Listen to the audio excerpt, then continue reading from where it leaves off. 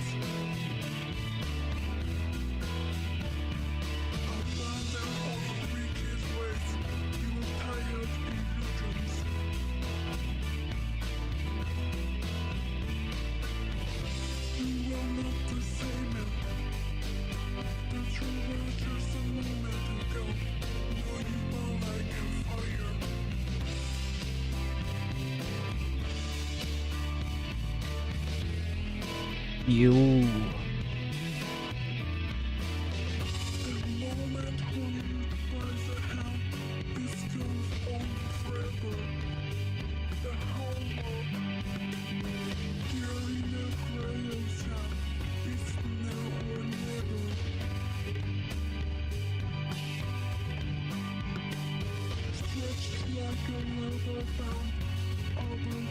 Yo. Shit.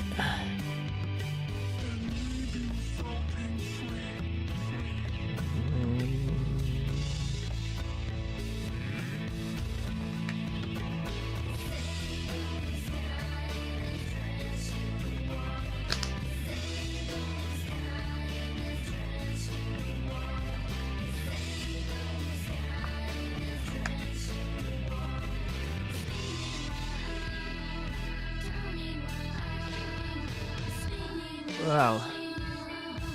Long fucking day. Long day, and I missed my nap. So we'll see how long I last. I was really looking forward to staying up all night and playing games all night. But power through it. Yeah, hopefully I catch a second wind. That'd be nice. Drink a cola. I already did, and that was the problem, I think. For some reason, I slammed a 16-ounce Dr. Pepper when I was like 30 minutes away from home. It is like, pretty sure that messed up my nap. But also, there's a lot of stimulation today.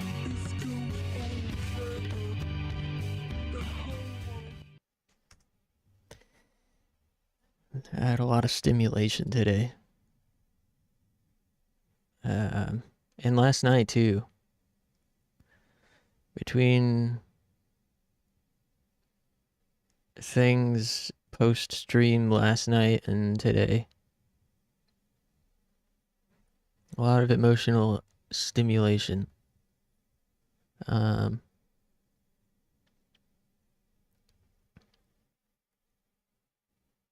The big thing today is I met a real life, true, absolutely super famous celebrity with no warning. Like, it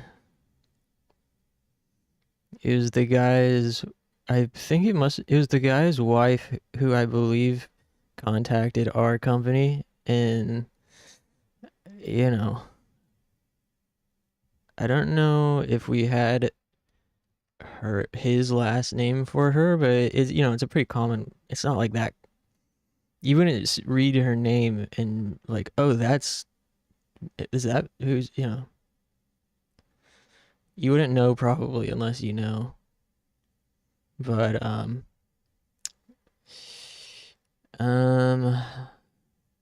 you know, I've been debating whether I can say it on stream or not.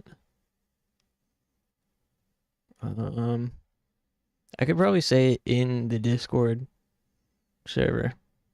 I just wouldn't want, like, oh no, I was also, this is the other thing. I was thinking maybe I can say it after I go back. Like, after Friday. I have to go back there to pick up the equipment on Friday. And so maybe after I pick up the equipment, I can do a name reveal, or when we get to 100 Twitch followers. Celebrity name reveal. But for now, I'll say it's a primetime TV host. Like, literally, like, everyone in America knows the guy. It's one of them.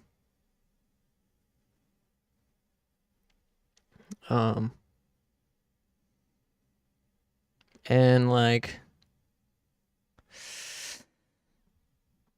yeah, and yeah, yeah, dude, it was like really, it was very surreal.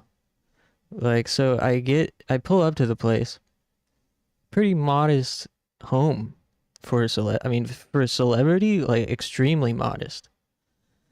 It was in New Jersey. I could probably say that too. It was in New Jersey somewhere, and um, I like pull up to the place. I'm not sure if it's like a private residence, or event, like a rental venue space, like an event space, Airbnb type of situation. I pull up and I see some guy coming out of their like auxiliary garage storage shed. It's like it's just like this is like a middle class family, upper middle class family looking home, upper middle class for sure. Um, and this guy with a very serious look on his face comes out of the storage shed, and my initial thought is that like security? But then I'm like, wait a minute, this doesn't look like a place. This doesn't look like an event space exactly. Now that I'm looking around on the yard, and looks like somebody lives here. I'm like, okay, so that must be the husband. And I introduce myself. I'm like, hey, I'm here to set up karaoke for the wife's name. And he's like, oh, okay, I'll let her know. And I'm like, oh yeah, okay, that'd be good. Or I could call her too. And he's like, okay, yeah, maybe you should do that. And he's like standing right close to my car. And I eventually realized like, oh, this guy is security. Huh, that's weird. Um, just based on his demeanor, I wasn't totally sure, but it seemed like it. So he eventually just kind of goes away somewhere, I guess, to whatever he was doing in the shed. There were weird things he was doing in their base of operations in the shed. And the wife comes out. Um, just kind of yells from the front door, it's open. You can come on in. And she goes back inside. I start unloading my vehicle. I use like a hand truck, like a dolly that can lay flat, so like it's a cart. And I have all my equipment on there, and I try to get it over this single step up to the sort of sidewalk leading towards the front door. And the hand truck is very cheap and kind of like doesn't handle the weight very well of the equipment, and it like falls over, and a bunch of equipment falls off. I'm like, oh man, that's embarrassing. And the husband comes up from behind me as I'm fixing everything, and just kind of like quietly picks up a few things and starts bringing it in for me. And I'm like, oh, thanks. Sorry, I was like, okay, oh, thanks. I stumbled a little bit. And he's like, oh no, it's fine. So I say, yeah, appreciate it. I'll be up there in a minute. And he says, okay. Hey Ness, I'm telling the story of how I met a super famous person today. And with no warning. Like, famous where literally everyone in America knows him. I'd be very surprised. And the only clue I can give right now is that it's a primetime host of something. Yeah, for my job where I do like private event setup, so, like go to people's houses or event spaces and set up PA speakers, karaoke equipment, etc.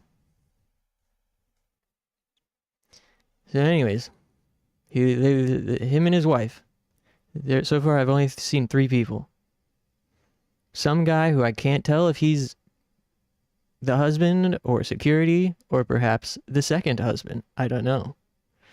A very serious guy who mysteriously disappeared after watching me closely pull into the driveway.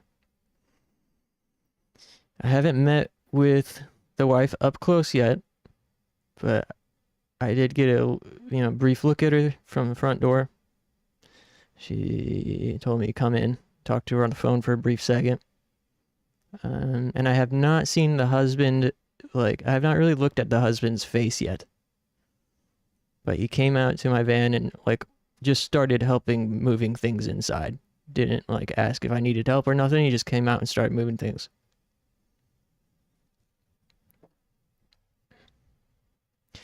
So, he moved some things in. By the time I'm finished getting everything back on my hand truck, and start wheeling it up to the door myself, now I see him standing in the doorway. To me, he looks like a pretty fucking regular guy. Like, I've done a lot of these upper middle class, wealthy family karaoke things in their houses before. Nothing about him screams celebrity. I don't recognize him as a celebrity. He looks pretty normal.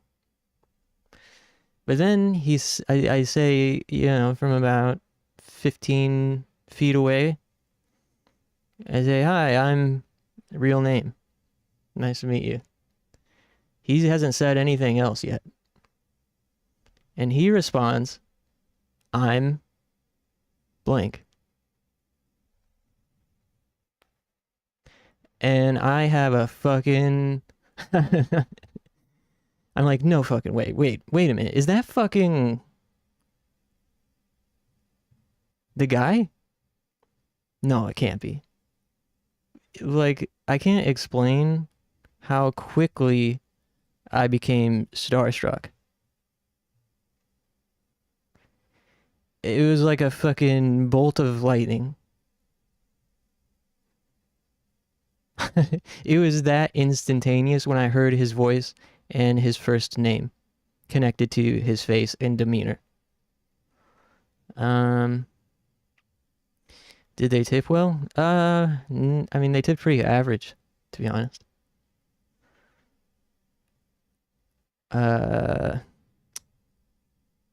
He gave me 40. He came out to my car. So I got just about done unloading everything, or loading everything back, after the setup. He followed me out into my car and gave me $40. And I was like, "Oh, I really appreciate that, man. Thank you. This helps me out a lot." And he turns around and goes back inside. And I wasn't actually done in there, so I also go back inside shortly after. And as I'm actually finally leaving, his wife comes up to me and also tries to hand me $40. And I'm like, "Oh, blank already helped me out. I didn't, want to be rude," because the guy's in the fucking one room over at this point. We're in the entranceway. He's in the kitchen. Maybe I wouldn't have said anything otherwise. But they're both kind of awkward people, but also like really down to earth and really nice. But yeah, after I said he already helped me, she was like, "Oh, we'll take another 20 from me." And so total, they tipped me $60, which is nice, but it's like very average for, I was kind of expecting, like when he handed me the wad of cash, I was like, "Oh, this is probably gonna be like $100 or something. This guy's loaded and famous." But the tip matched the aura and the look of the home. And they didn't have any staff. Like inside the house itself, there was no staff, which is also really surprising in retrospect. And that's why, like, when I got in there, I still wasn't convinced. Like, after I had that sudden starstruck moment, I was like, "No way. No, I can't be." I was like, "Don't jump to any conclusions here. Wait till you get inside and have a good look around, where you're setting up. See if you can find any evidence of Hollywood." And so when I get in there, right away, I'm scanning all around the rooms. Not all of the rooms, but the rooms nearby that I can see. The living room, dining room, stairway, and there's zero evidence. It's like so totally down to earth and regular shit. I mean, it's like wealthy family shit. Like very much wealthy family looking things.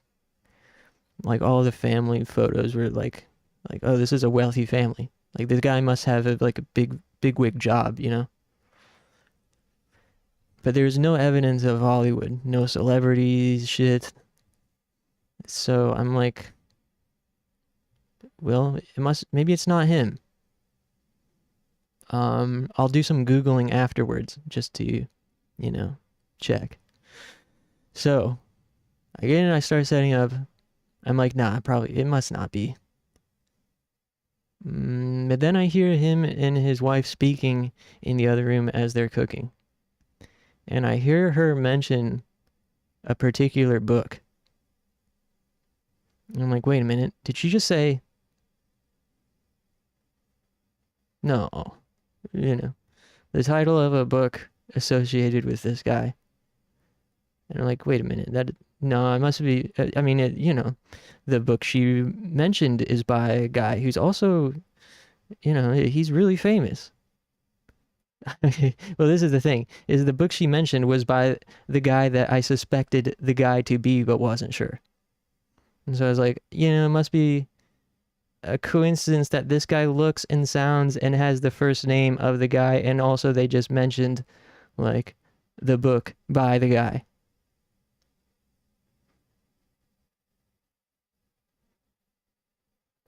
But, you know, millions of Americans know this guy. Millions of Americans are probably, you know, aware of the book or have read the book. So anyways, I'm still not sure. I'm holding off Googling anything until after because I don't want to find out that it is him and then feel awkward and anxious. But then a visitor comes and I don't think this, you know, this visitor clearly was friends in some way with the wife, and I think he was actually just there to like drop off some flowers for them or something. But then, like, I'm eavesdropping on the wife talking to this visitor, and the visitor mentions another famous person, like super famous person, and then it sounds like they're talking about something else that could be related to who I suspect this guy to be. I'm like, this is too fucking weird. And so I Google the wife's name. Or I Google, like, guy's wife. And she fucking comes up in the Google search, dude. Like, it's them. And at that point, I'm like, it fucking is, dude. What the fuck?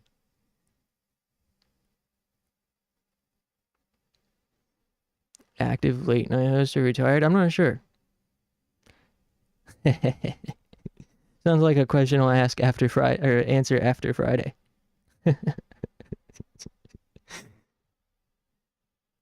Actually, I'm not sure though. But yeah, is like, yeah. I wish I could tell you now, so I can add context here, like, without knowing who I'm talking about, like specifically, a lot of this isn't going to be as interesting. For example, how like they were so down to earth and nice, but also like he had no aura, like none. He had the aura of a generic wealthy husband, like, and that's it. I would have never guessed in a million years. I mean, he had a great voice in person. Like, even without knowing, it's like, oh, this guy would have a good voice for, you know, radio or something. And they were both like, he did make me laugh at one point, but otherwise he was pretty, he didn't say a whole lot. Although his wife, like, was super nice and warm. She was like asking me about my Thanksgiving plans and stuff. and seemed very concerned that I had somewhere to go for Thanksgiving, which I told them, like, I told her, yeah, I'm probably not going anywhere. I have to work today and on Friday, and my parents, live elsewhere, so I probably won't be able to go anywhere. In the back of my mind, I'm like, invite me over, invite me over, invite me over, invite me back. She did not invite me over, but she did look concerned, and it won't. I don't think she was just faking it. I mean, just the fact that they tipped me without having to consult each other, meaning like neither of them knew that the other tipped. It just I felt like it was a good show of character on their part.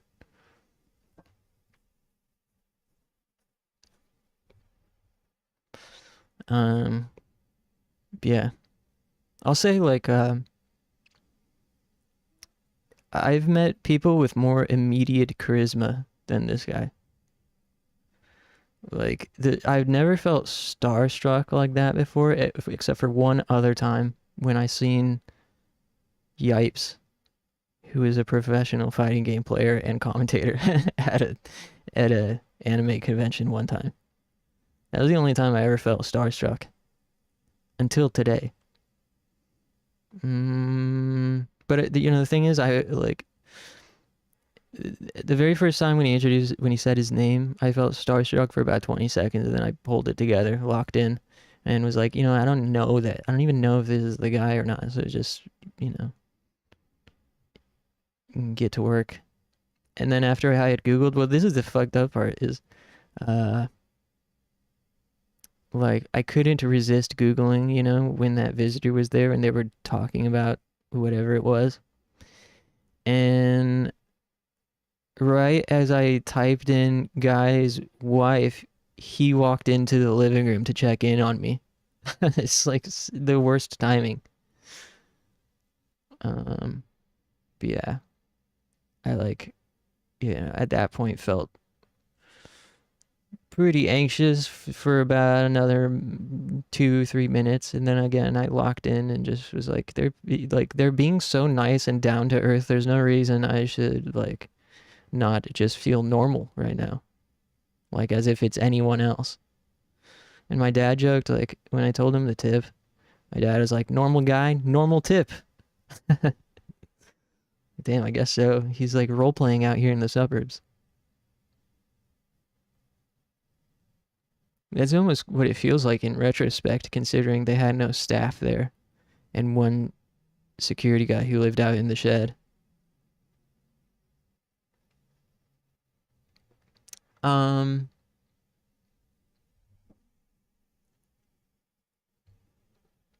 yeah. I guess another hint I could say is he he was, first of all, him and his wife were both wearing aprons. Big theater kid nerd energy from him especially. And the first, like, he was pretty eager to start testing out the karaoke stuff. The first song he sang was some sort of like musical number, and the second one was Hallelujah by Leonard Cohen. And the only time his charisma really showed was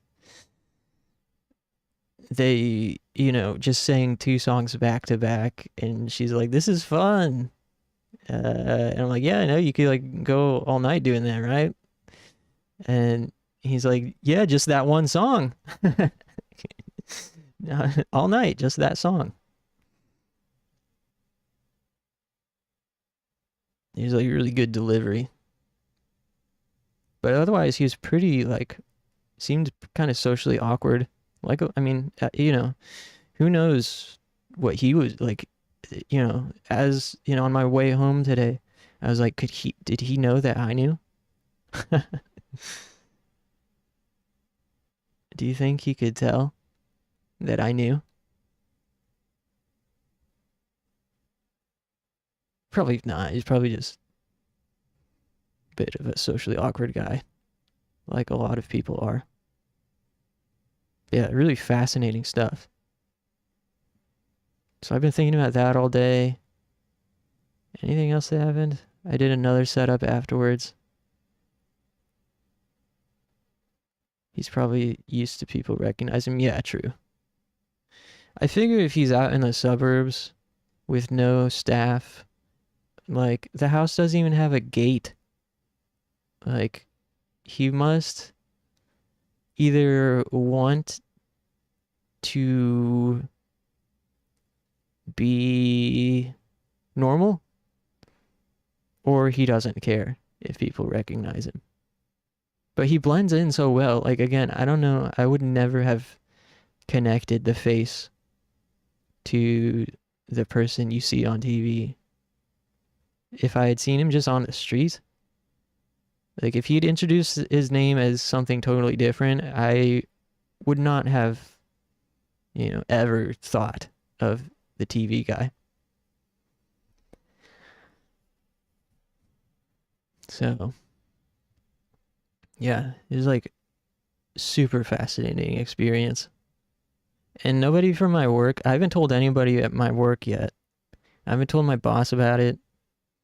I haven't told the coordinator about it. I don't think either of them knew. And like the wife called us directly. So they're pretty, but then again, I was also thinking like being a TV show host is probably the closest you can get to being an on-air 9 to 5. You know what I mean? Like, being a TV host is probably the closest you can get to being an on-air talent that's also got a 9 to 5 being an on-air talent. You know what like, so it makes sense in a way. It's fitting. It's like you go to the same place every day, same time every day, go home, weekends off.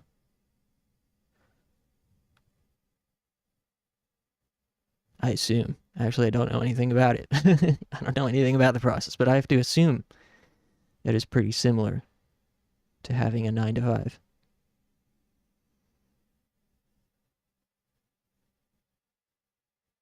Then anyways, what's up with you guys? I had a really long day. Between that and the other karaoke setup I did, it was like a 10-hour day. And driving. Thanksgiving traffic on the way back was brutal.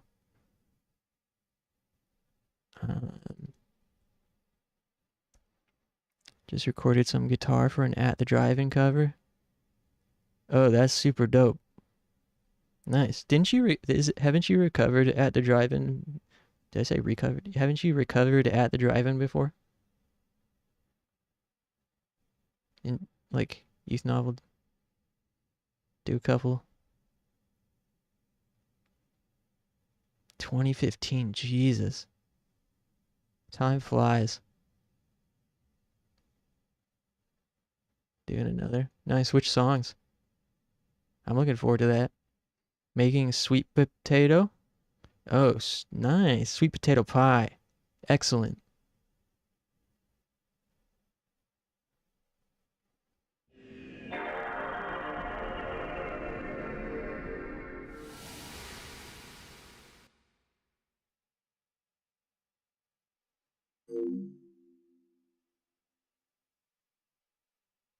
Whoops.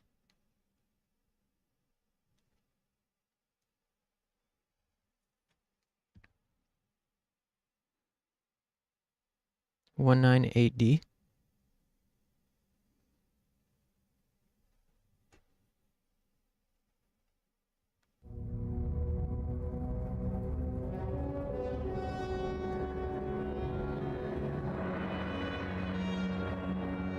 I don't know that one. I'm not familiar with that album, really. I'm kind of a fake fan. I only know, fucking Relationship of Command or whatever.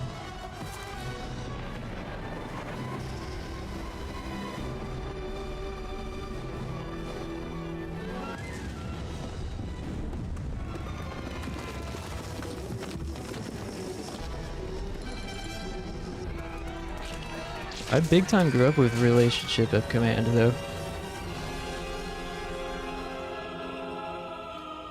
That's like one of the perfect albums of all time.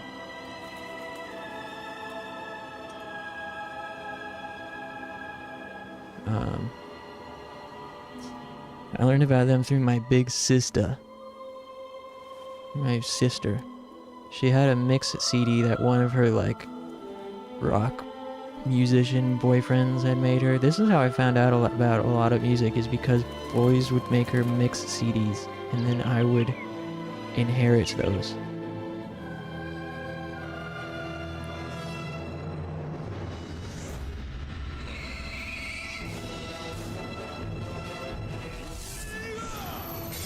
And Casino out. I want to check it.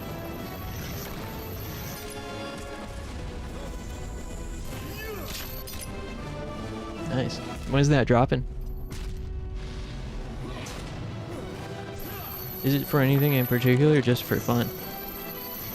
Like is it for...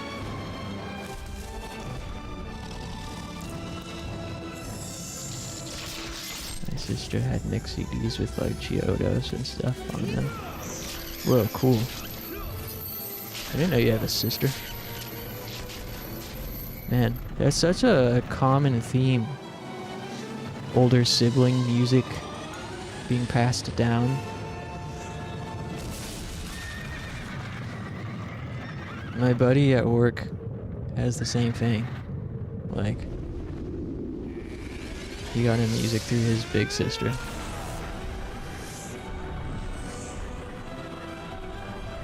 And anytime I'm like, I'm surprised you know that band or like that band. He's like, yeah, well, I mean, it was my sister was into it. So I know about it.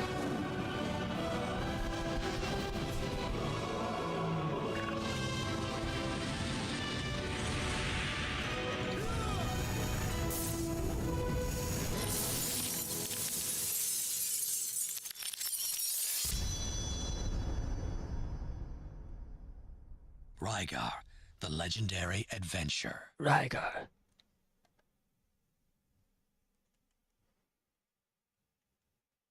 Press start button. I am. It's not taking it. Controller. There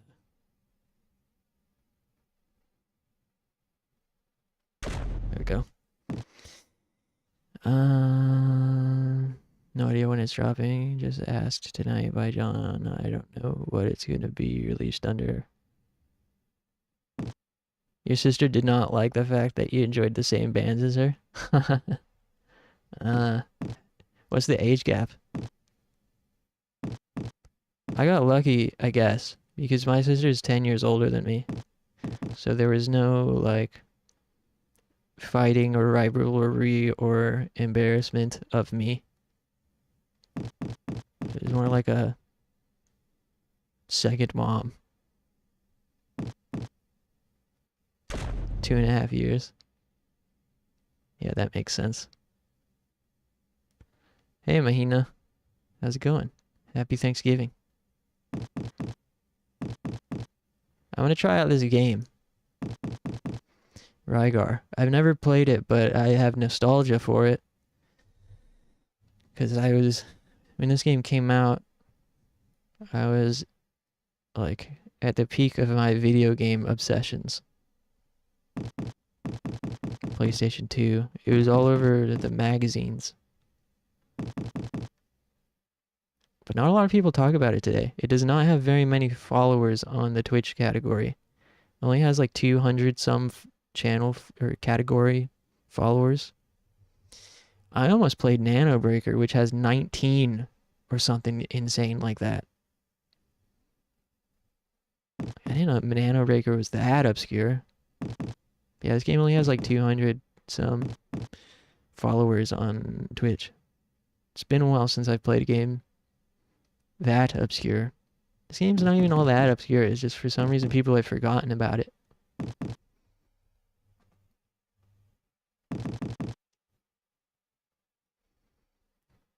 Toggle disc armor, guard. Attack 1, attack 2, jump. R3 is map. Menu. Move. Select menu. Pause. Okay. Simple enough.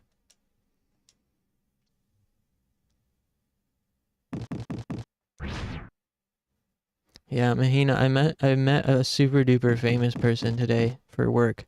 And I'm gonna do a celebrity name reveal at uh uh 500 Twitch followers.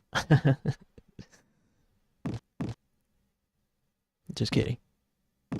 I'm not kidding about having met a celebrity, but I am kidding that I might drop the name on live after Friday. I'll definitely post about it on Discord because it's too surreal of an experience to tease, you know? And I don't think, like, nobody's gonna care. Nobody's gonna care. Nobody's gonna care that I have glowing things to say about this guy being really nice. You know? Like, how dare you go onto your peak concurrent viewer, 6 concurrent viewer Twitch video game niche gamer live stream and call me nice? How dare you? New game. Hey, what's going on, Clover? How's it going? Happy holidays, everybody. Several years have passed You since still in Rome here? destroyed Yeah, the yeah. Egyptian dynasty. I'll retell the story The kingdom like of Argus, where the at, lions like of the Friday sea live, maybe. is now dominated by So I have to go back Rome. to the guy's place Here is where the story to pick up begins. equipment. My name is RYGAR, a warrior of Argus who has nothing left but the will to fight. This is I have lore. established myself as a This mighty is ancient gladiator. lore. I have no family, and all my memories have been consumed by fighting. The only reason for my existence is to bring victory to Princess Harmonia. RYGAR, I The praise hell? you as a man of merit. Restream chat is giving me issues. Your brave Says I'm composure disconnected. brings me peace of mind. While waiting for you, I have suffered a strange and frightening nightmare. A What? hateful dream. What the fuck? Oh god. What did I do? Bruh. The fuck? Come on, man. Dude, if it's not one thing, it's a fucking another.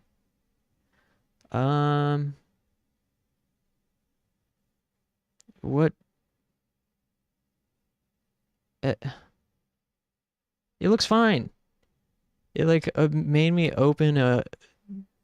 It told me to click a link to fix my chat, and it opened up a different web browser.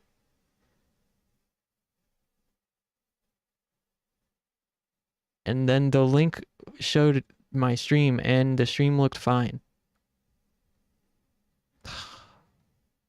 My chat is still messed up, though.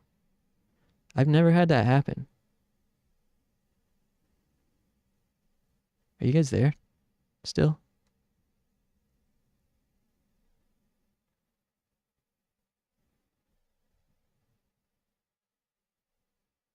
Am I still live?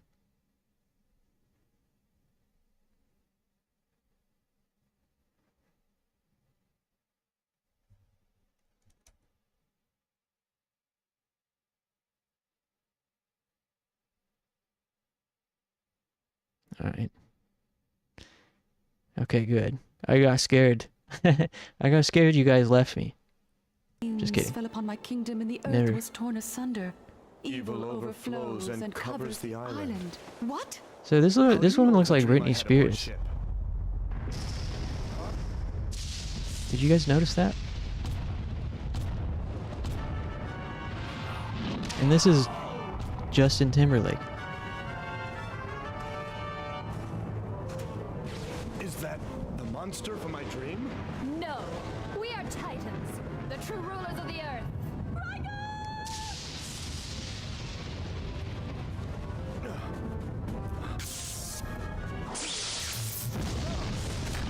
I want to say this game got sued for making the character look too much like Britney Spears. I could be wrong. Could be like totally making that up based on nothing.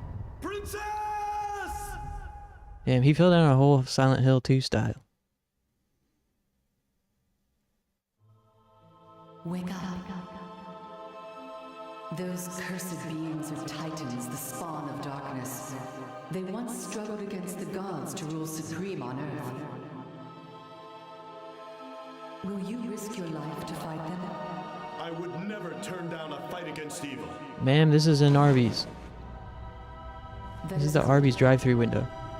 If indeed you are the one who was destined to come here, I think you are ready for the disarmor. Disarmor? Discarmer? Disarmor. Yes, the battle shield of the gods, which can be used only by one who knows the true meaning of the battle.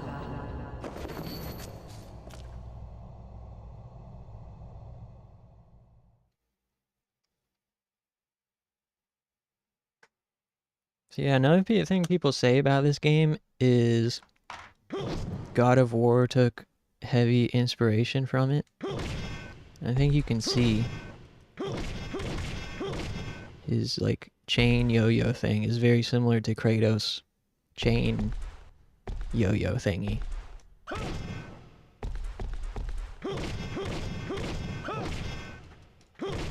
I remember what year this came out though. I don't know if this was post or before Devil May Cry 1. Let me double check. 2002. So I think it was after. 2002 is still really old. Devil May Cry 1 came out August 2001 in Japan. Yeah, so Devil May Cry 2001, RYGAR, PS2 version. Because RYGAR is also like a Genesis game or something. The RYGAR NES game, sorry. Arcade game. 1986 arcade game, RYGAR in 1987 NES port. And then 2002 PS2 game, reboot. So yeah, this game definitely bites off of Devil May Cry. With the fixed camera angles and character action gameplay. But it's nowhere near as deep with its combat, from what I understand. Like, there's no stylish juggling. You only get... I think this is the only weapon throughout the entire game. I could be wrong. We'll find out. It's also a very short game. It's like 4 or 5 hours long. So it would be sweet to beat it tonight, but I have a hard time seeing that happening. If I would have not missed my nap, then I think we'd be in there.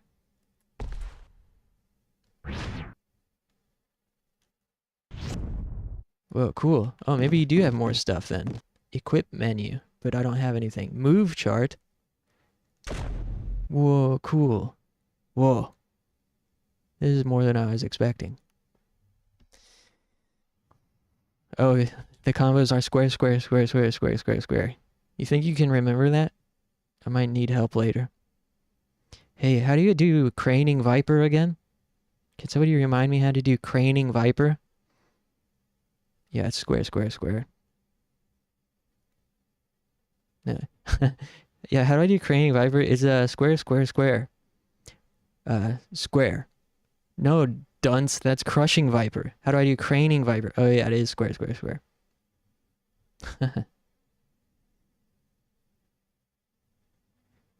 Hold square is snap. While snapping. Release square to pop.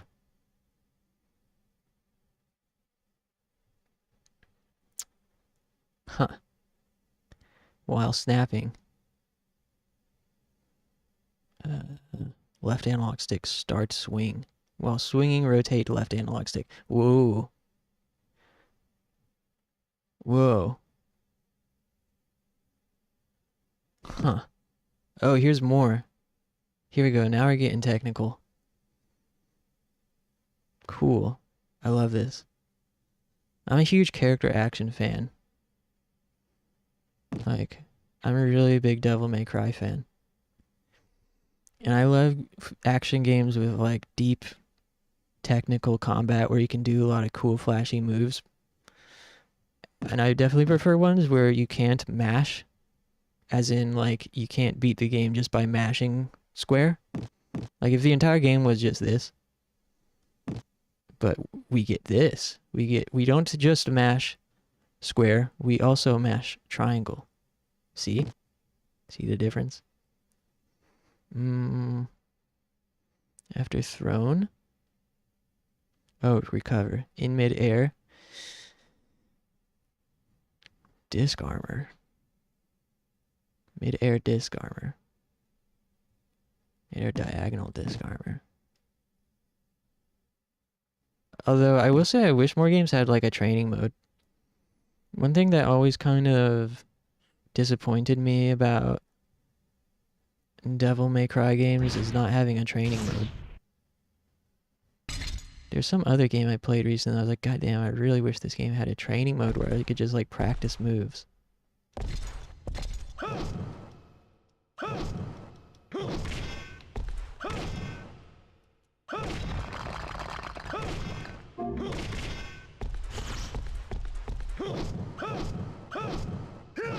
Whoa.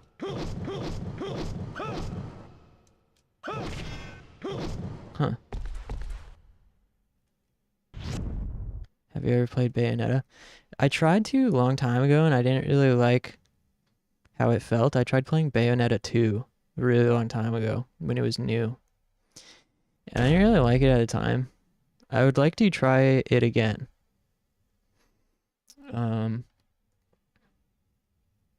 Because in my mind, there's like two different types of character action games.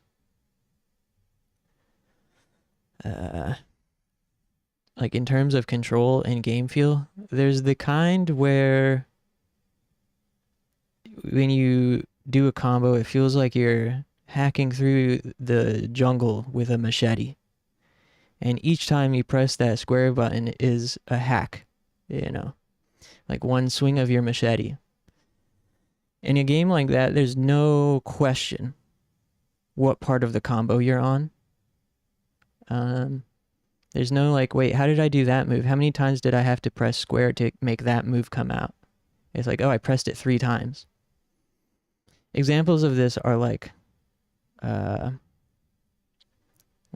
Dante's Rebel, his sword, main sword. Or like Ninja Gaiden. The other type of character action game is where you do your combo and it's like starting a fucking lawnmower. It's like you do it and then you just go. It's like you're spinning. And there's like, how many times did I press the button to make that happen? Neither one's better than the other. There's a place for that, the lawnmower style character action game too. Like Bujingai is a lawnmower style character action game that I love. It's one of my all-time favorite games, and I think it feels so good to play. But I could never like look at the character doing his combos in that game and tell you how many times you press square to get that animation to come out. Does that make sense?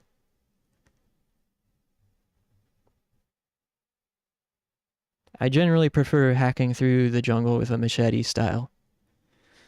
But with that said, I'm certainly no elitist about it. If a game's fun, it's fun, you know? So I would like to try Bayonetta again. I think my tastes have changed a bit over the years since I've played it last.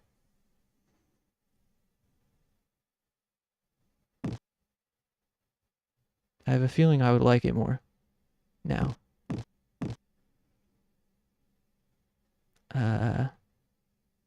Float move. Oh, so that must be how you do like juggle them into the air maybe? Mid-air snap. Whoa. What is snap regular? Or is it mash? No. I don't know. I assumed the little brackets around square meant hold square, but it's not doing anything when I do that.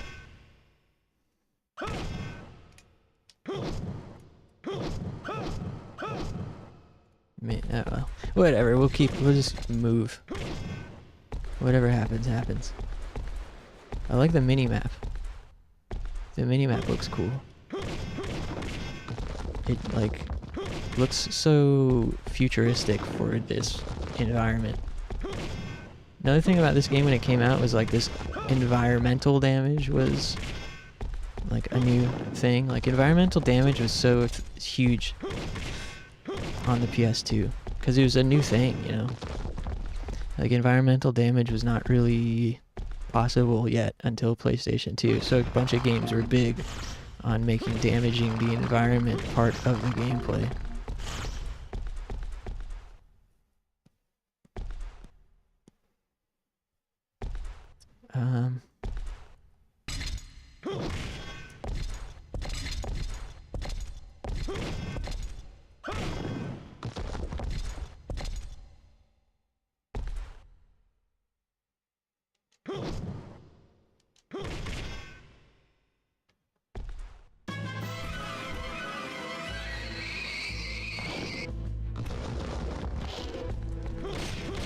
Uh-oh, we got bugs. Ow. The bug just pimp slaps me. Ooh. Whoa. Sweet. Ooh. Yo. Yo, that was fucking cool. Did you see that? I just swung him around like a fucking lasso. That's how you snap, crackle, pop, snap and lock, pop and lock. Remember playing it on PS2? What, this game? Or Devil May Cry?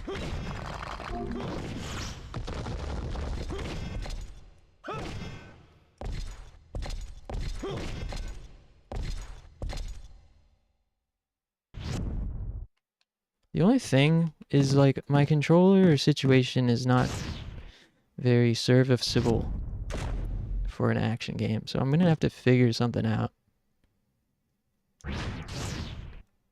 Like, I can't have it disconnecting mid-combat.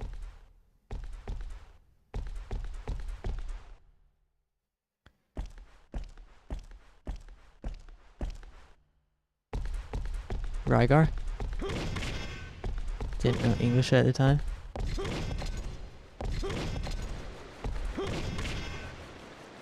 Square button. The line statue resonates with disc armor. Memories of past battles are awakened.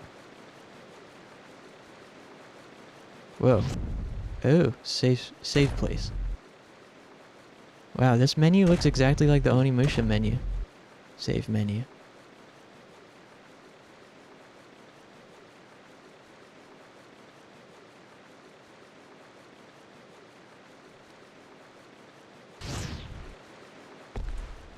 Man, I'm so jealous of people that know more than one language.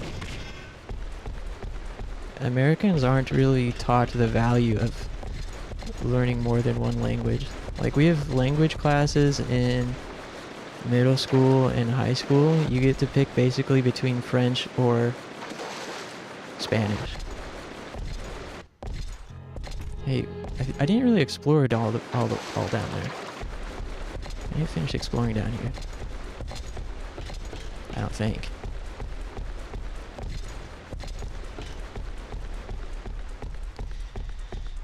Yeah, I wish I had started learning a second language, especially Japanese, a lot sooner.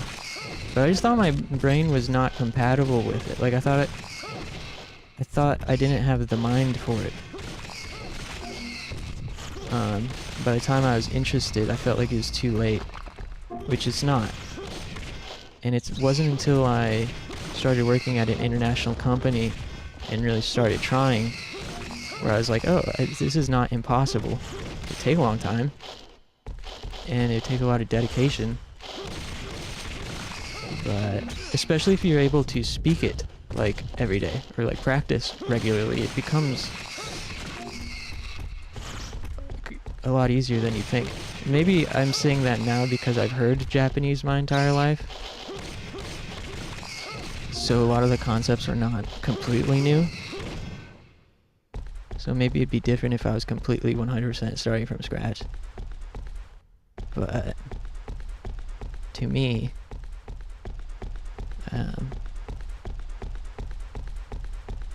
I feel more hopeful about learning than I ever have. But at the same time, it's still like fucking a huge like undertaking that is completely, totally intimidating and like overwhelming.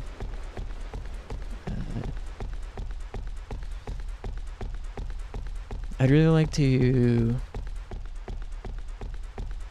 I think if I could figure out a way to have one-on-one sessions, like an hour a week at least, I'd be in business. It takes so much time, and I'm just like not focused enough, nor do I have, I have too much like ADHD and other interests to be able to teach myself. Like, I mean, like I go through phases of studying a lot. But then I'll also stop studying for like 2 months and lose all of it. So, like that method is just not really like productive. It starts to feel like a waste. Yeah, I don't know. Hopefully when I'm making more money, it's frustrating to learning a language or RYGAR the game.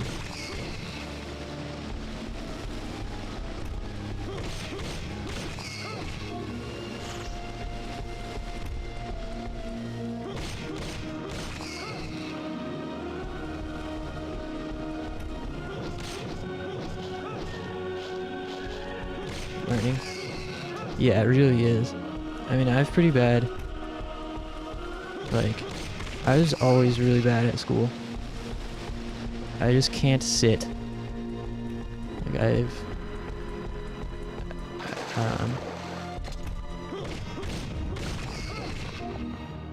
have pretty bad ADHD, and I think that was my problem even back in my school days. It's just I didn't know it. But you know, it didn't help that school fucking sucks. Like no matter what. Yeah, I dropped out of high school. I dropped out twice, as a matter of fact.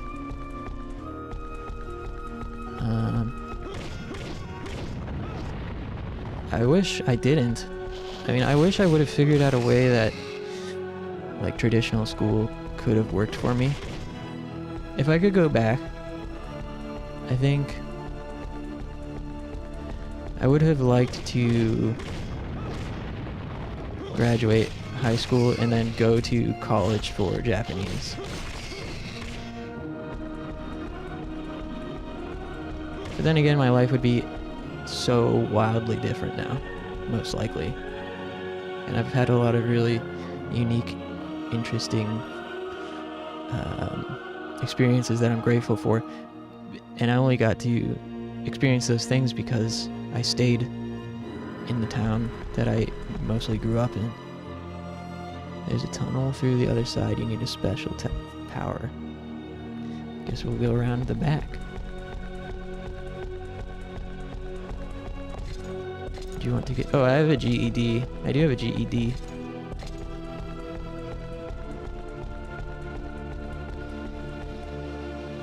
And my dad was actually going to take me to Japan for getting my GED.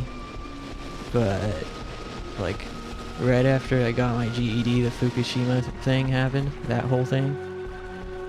So we had to postpone the trip, and then we didn't go.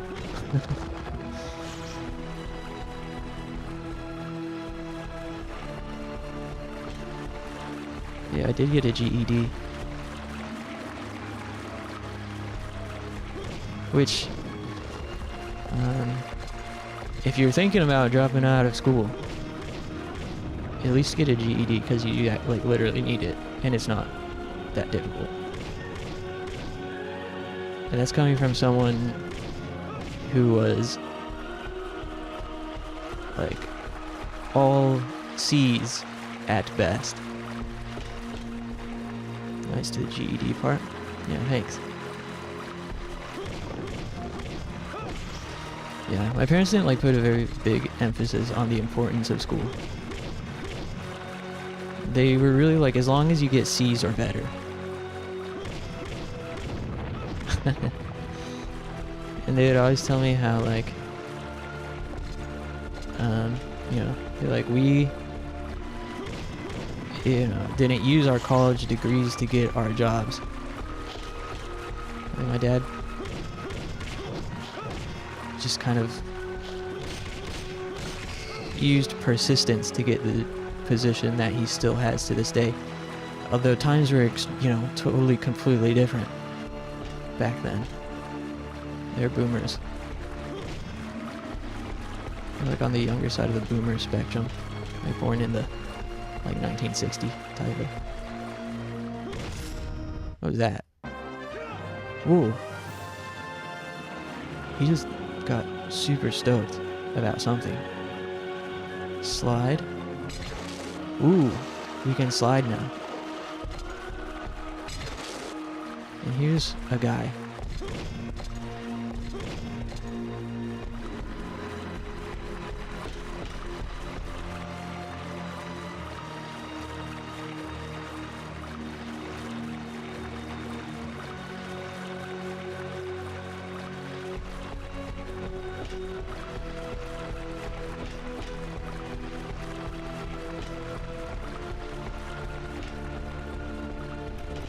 More bugs. Ooh. Man, this game feels good.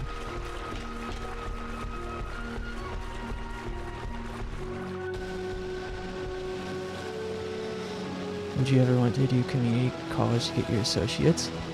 No. Well, I did do some community college. I got a certificate for audio production and engineering. And I barely, like, scraped by. But after doing it, I was like, huh, maybe I can get a certificate in something else. Like, maybe things are different now. And so I tried to get another certificate in web design. And then I was like, no, things aren't different.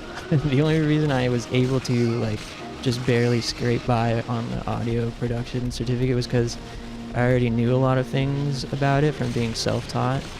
And also their standards for passing you was like so low. Yeah, I think at this point in my life, I've really just concluded that the traditional schooling style is not compatible with me. Like, that's just what it is. I just fucking despise it so much. And it's always been the same. Like, I'll start off the year or semester pretty good, doing pretty good, getting my homework done, and then slowly just, like, you know, fall downhill until I stop going. I just, like, I can't put into words how much I loathe the whole experience of going to school. Any sort of classroom. It doesn't even have to be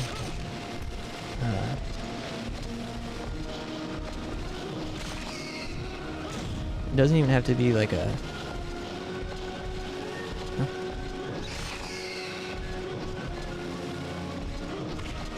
it doesn't even have to be like a full school year. It's just a class for anything. I hate sitting. I hate waiting. I hate waiting for other people to do their things or talk about something irrelevant. I hate having to go like in a line down a curriculum. I like being able to jump around to whatever's interesting to me. That's why I think one-on-one lessons for Japanese would be ideal. So we don't necessarily have to, you know, because I need that stimulation.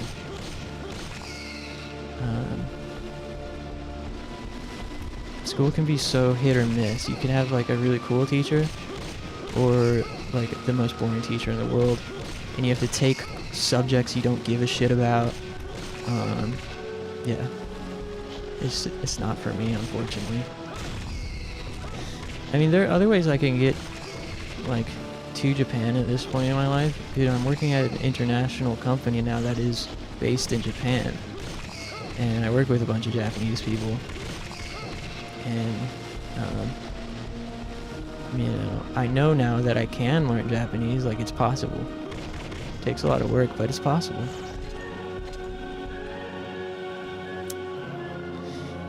Good, you got, so it's, yeah, and the certificate like really did help me get work, so I'll give it credit for that. It really did help me get work. So if anybody else despises school like me, certificate at community college is probably your easiest bet, because a lot of times, not all the time, but a lot of times it's easier, shorter, less commitment, cheaper, and depending on what you're getting the certificate for, it probably will still help you get work. That said, you could also make a bunch of shit up on your resume, and that can help you get work too, so I don't know. School can be so suckingly draining. Yeah, it really can be. I'm like so jealous and impressed by people that graduate college.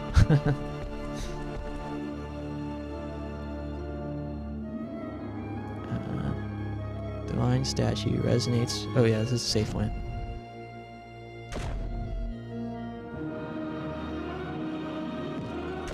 Like, I don't know how people get through university. Like, 4 years of university is sounds impossible to me. Even thinking about school as a job, it's like not the same, you know. It's like such a different experience, and I just like hate it. Makes me feel misanthropic. It makes me not want to be around people, and it makes me feel like a total outsider being in a classroom full of my peers. Makes me feel like I can't connect with people, and I'm always like tired, in a bad mood. Like, nobody freaking understands me in this world. You guys probably don't even listen to My Chemical Romance, do you? Is what I would be saying if I was a 14-year-old emo kid. Going to community college. Yeah, it's a good bet. I'm also have always like fantasized about being like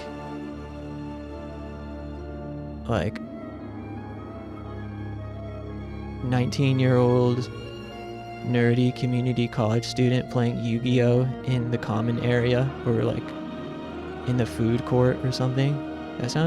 I was always jealous of those kids for some reason. I would like pass dorky kids in the hallway playing Yu-Gi-Oh at community college. I'm like, man, I wish that was me.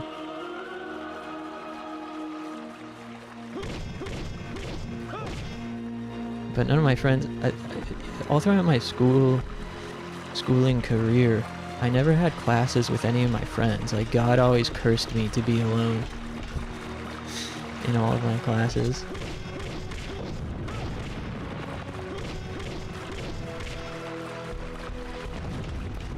School is a lot better when you have friends in your classes.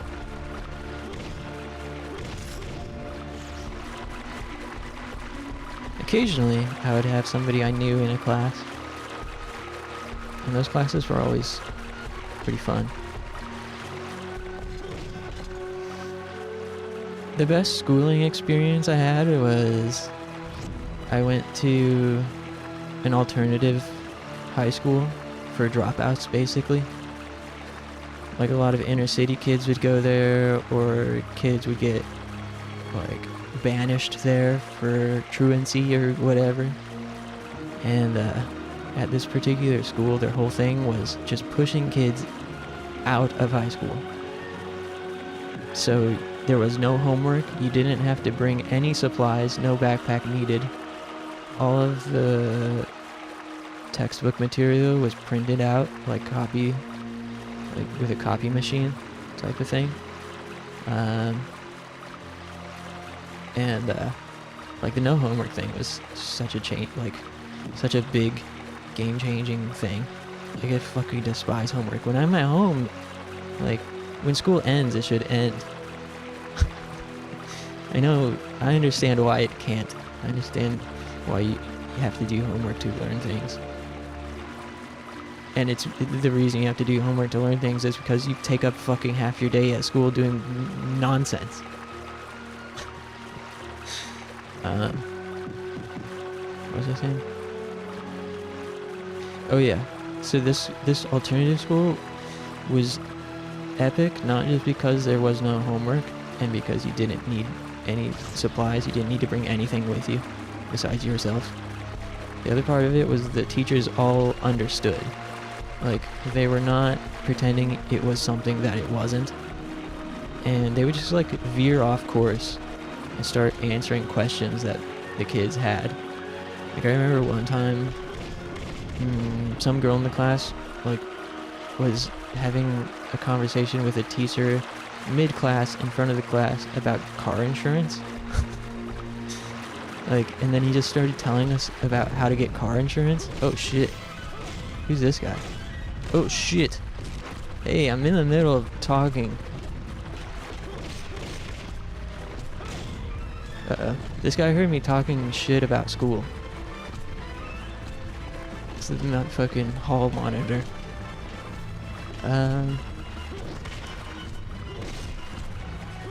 Ooh. Oh shit. Hold on. Wait. Pause. Oh my god. He's kind of kicking my ass. I don't know how to, like... I wish there was a dodge. Dude. Chill. Chill out, man. What the fuck? He won't stop.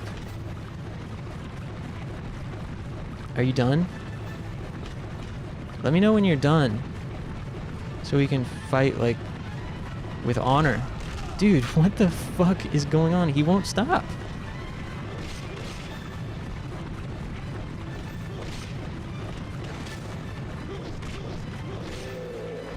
Jesus Christ. Wow. That was crazy. That was actually insane. Let me see the controls again. I don't know how you would have countered that guy besides, like, hit, run backwards, hit, run backwards. Sorry, what? I had to do chemistry post-lab write-ups, and those would take hours. And that's besides the lectures. Yeah, exactly. It's, like, homework is so intense. Like, that's why I'm really impressed that university students are able to, like, lock in and find the discipline or drugs to help them get through the homework part of it. Like, it's hard for me to do things that I like doing, let alone things I hate doing. It's hard enough for me to do things I enjoy and, like, stay focused. Like, I really want to write essays to make videos out of. But if I'm not inspired in the moment, it's so hard for my brain to function. It's really hard to get myself back to that space. If I'm inspired and motivated, it flows. There are times when it flows, when the thoughts are coming and I can, like, it's just working. I'm like, oh, I can do this. But then if I have to make myself do it, it's, like, impossible. Like, my brain just, I see my brain sometimes as, you know, somebody's trying to walk their dog, and their dog just decides to stop walking. And they're, like, tugging on the dog, like, pulling the dog, and it's sitting down, and they're literally dragging the dog across the street. That's what my brain feels like a lot of times. When I have to do things I don't feel like doing, especially.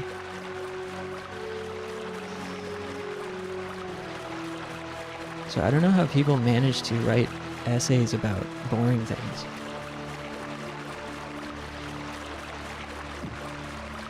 If anyone has any essay writing tips, let me know. Like, when people write essays, do they really do, like, the intro paragraph, body paragraph, closing paragraph sort of template. Is that like, does that make it easier when you section it off that way?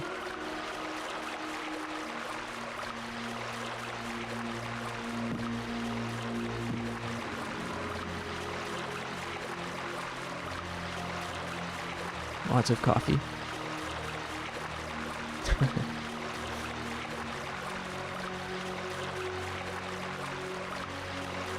Rough outline with the arguments before writing the essay.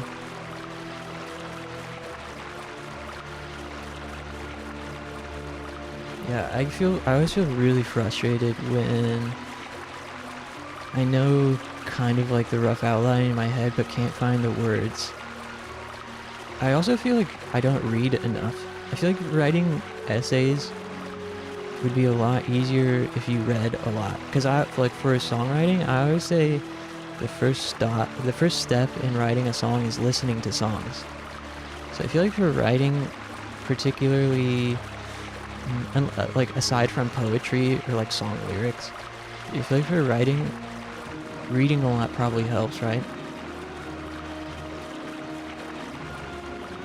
Break it off into simple structure, just write crap, but try to stick to the main points, then go back there and make it better. Right.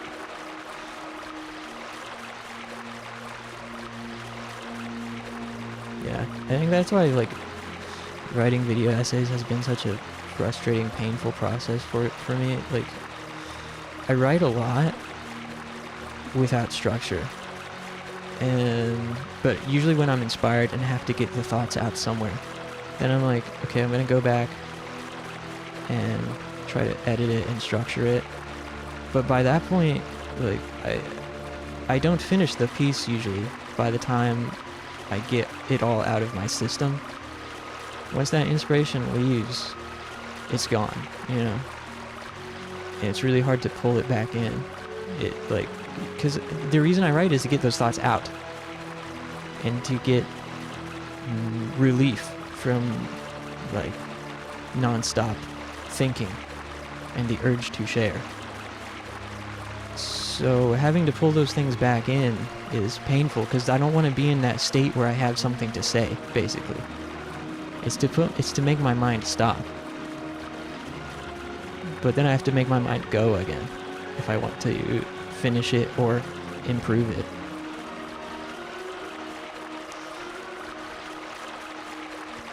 How do you create the melody for a song? I always thought of that as something impossible. Yeah,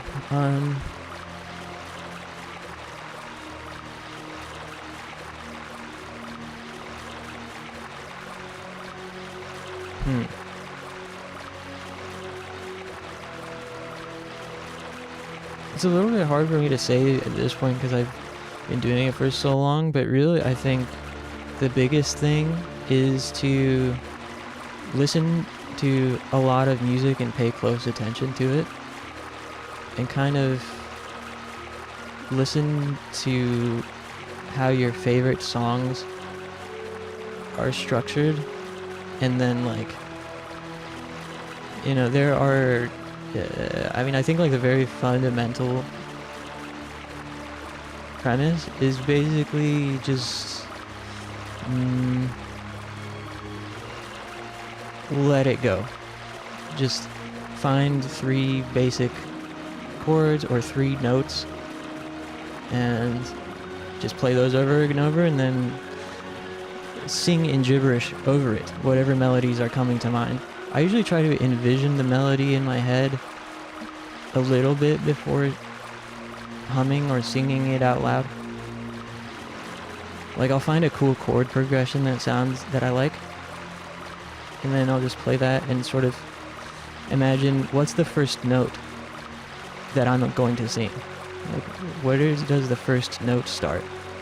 And then where does the second note start? And then does it go up or does it go down? And it's helpful to know sometimes what part of the song you're writing for. So if I know, like, okay, this sounds like it's gonna be a verse. If it's gonna be a verse, I probably want to be doing a melody that's a little bit lower. And then try to hum or sing in gibberish kind of like riffing out loud with my voice. And then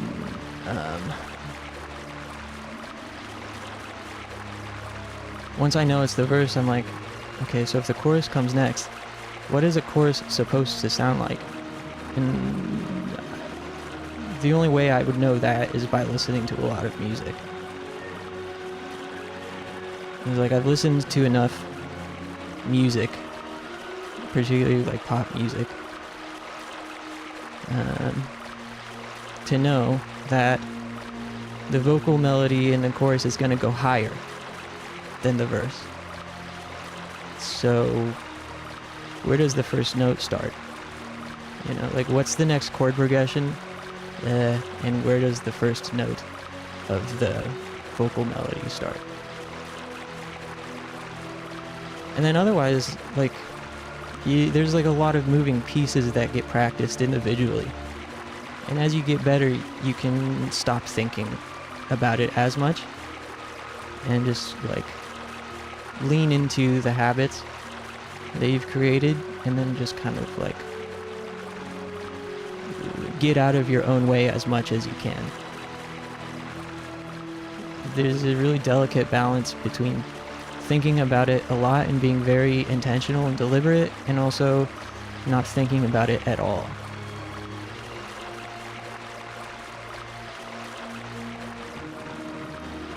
The goal is to not be trying to do something, because if you're trying to do something, a lot of times your ego comes out and it gets muddied.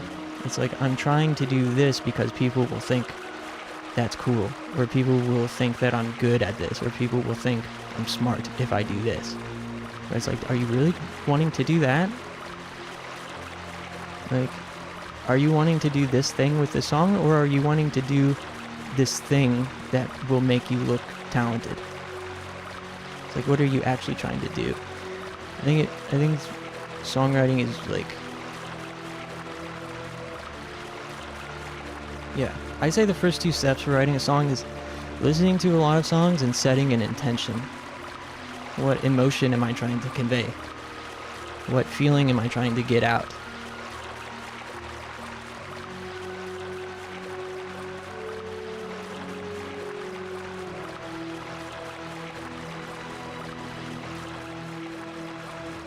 And then you kind of, I guess, just do it a lot.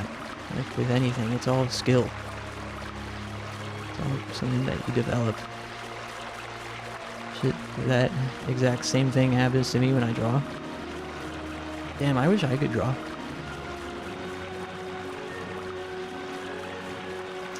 Yeah, I feel like with any sort of creative work that you intend to put in front of people, it's really tricky to get out of your own way.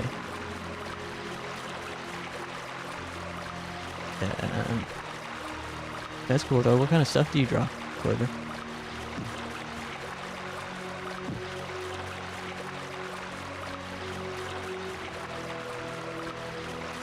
Or like, what's an example of it happening?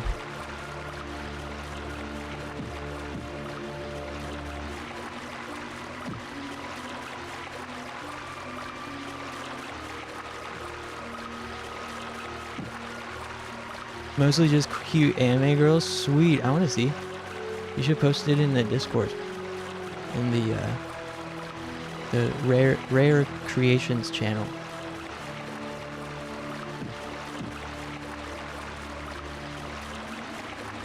Drawing is a skill I've always been really jealous of. I wish I could do it.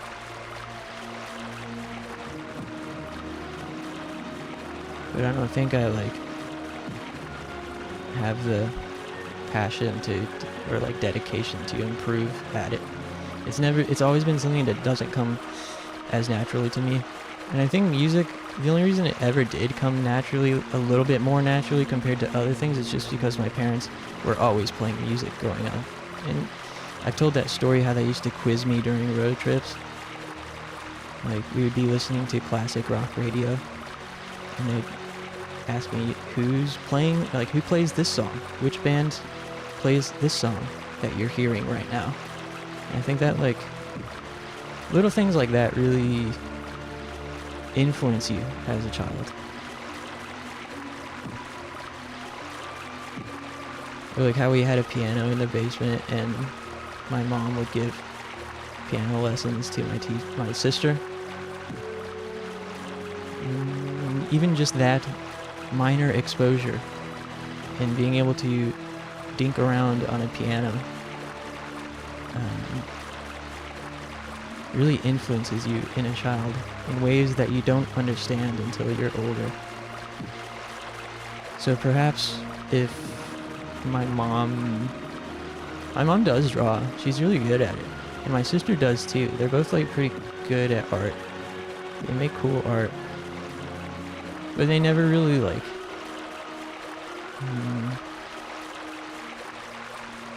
engaged with me with it the way that they did with music.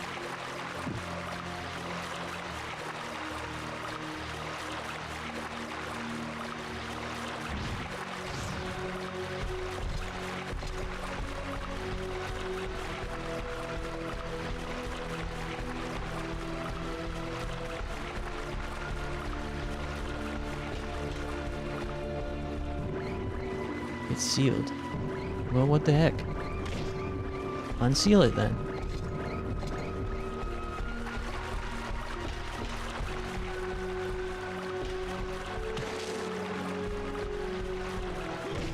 Oh.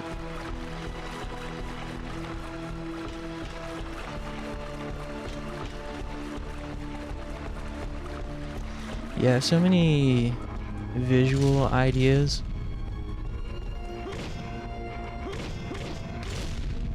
That I'm always looking for more people to commission. Well,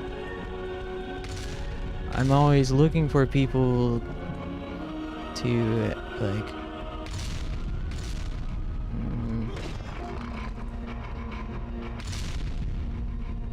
keep in mind for when I, someday have money to commission people with. Like even for this project,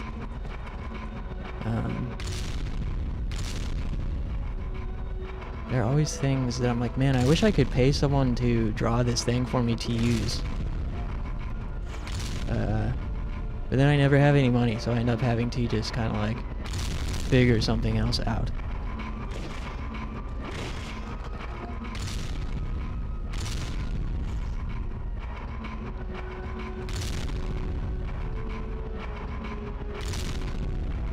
Bro really leans forward when he runs. I didn't know. Oh yeah, he does, doesn't he? I like how this game kind of looks anime. It's a Japanese game. This was during a time when character designs like were kind of crossed between realism and anime. I enjoy it. What's this thing? Whoa. Yo. Man, strongman competition. He just instinctively knew. I'm gonna lift this thing and I'm gonna twist it. And I'm gonna pop it. Pull it. And like how Snake runs. Yeah, true. This really feels like a Konami game. But I don't think it is. I think it's Tecmo.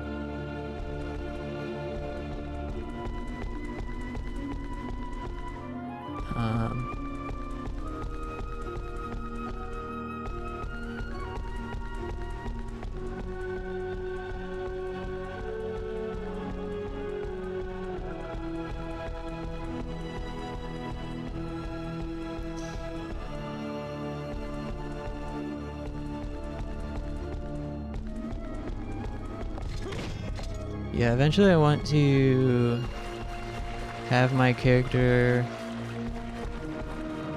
like riding a razor scooter down a Tokyo suburb street while like hey fucking controller. I wonder if you're riding a razor scooter down a Tokyo subway suburb street and with like a big grin, and then but then I want like I don't know what you call them, like guillotine axes swinging back like behind her, like Fort Sen or like Sen's Fortress from Dark Souls. Let's see.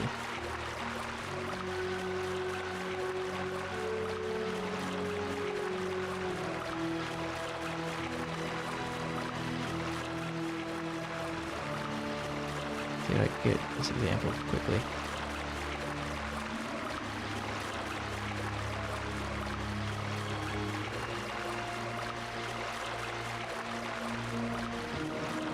I want her to be riding a razor scooter through these. But instead of a castle, it's Tokyo. And she's smiling. I want to do something like that for the EP that we want to release next year. And then I want to call it Born on the Execution Stand.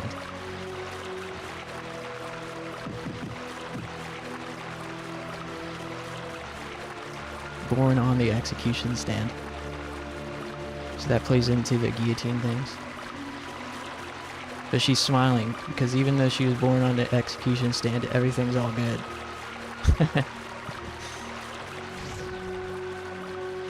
Like we're chilling. The album title is very metalcore. Well, dude, it gets better. I want to preface it, call it Angel Gate, Born on the Execution Stand. I was thinking about naming every release starting with Angel Gate. Angel Gate, Born on the Execution Stand. It's a reference to the movie Strange Circus. If anybody's seen the movie Strange Circus, it's something the protagonist character says. He says it a couple times throughout the movie. He says, "I was born onto the execution stand, and since then I've avoided all of the traps." Really dark movie.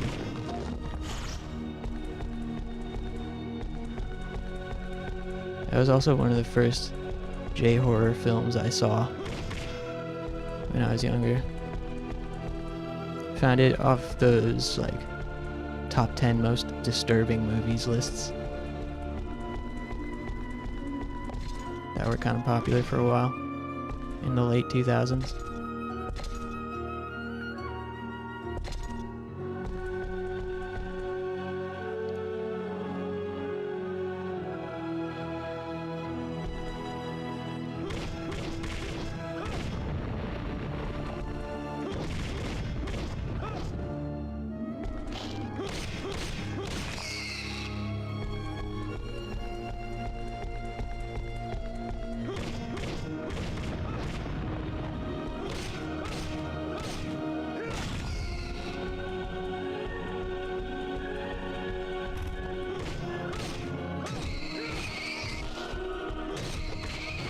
Sweet.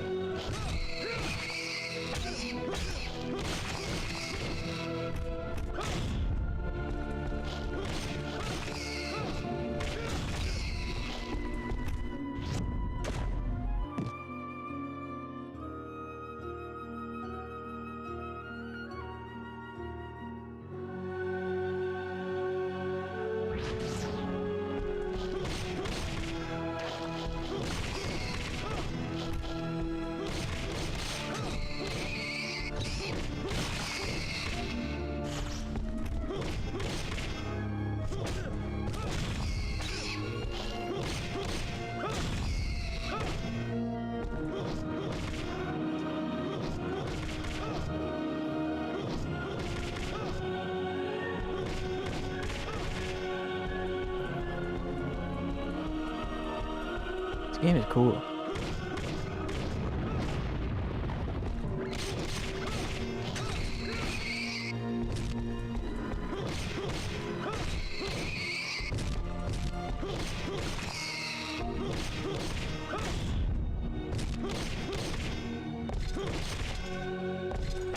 Oh, shit.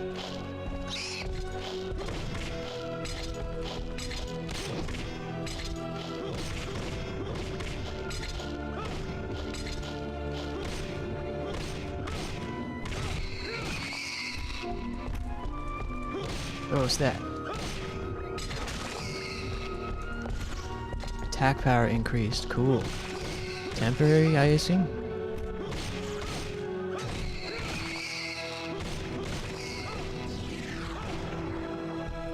Big DMC vibes? Yeah. I wonder what kind of equipment you get. Or if you unlock new moves or not.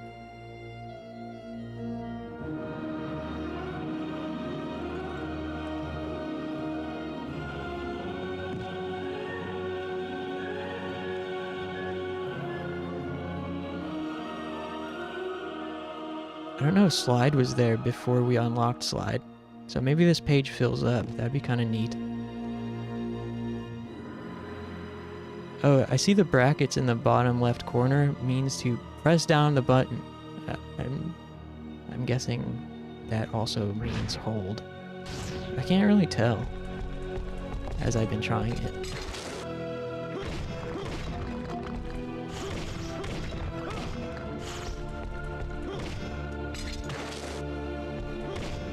I kind of wish there was like a backflip or like evasion move. Like, maybe you unlock it. I also wish you could like cancel your attacks with slide or jump. In Devil May Cry, you can cancel everything basically with a jump or backflip or even guard. It takes, like, here, I'm gonna press attack and then hold the guard button. See how long it takes him to guard after you start attacking?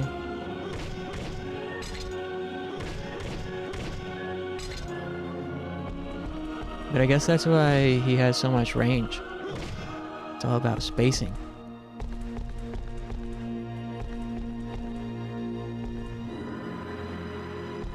Like, being able to cancel animations in Devil May Cry makes sense because you're attacking up close a lot of times.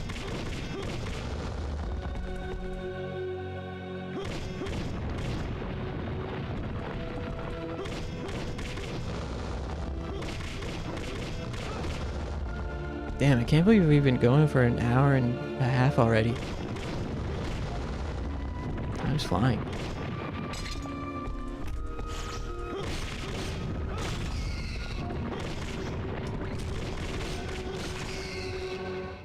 Ooh.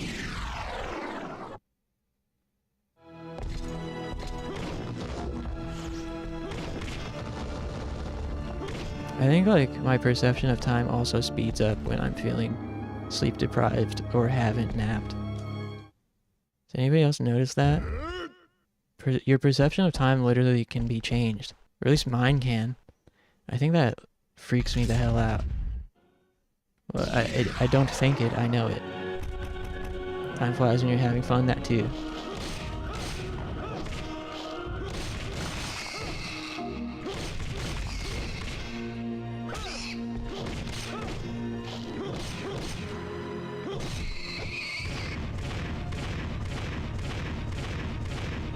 I'm swinging the shit out of this guy.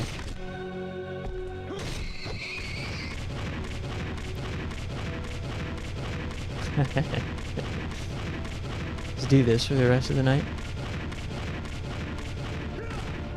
Yo, that unlocked an achievement. Cool. Spin an enemy around 20 times. See? It's gamer intuition.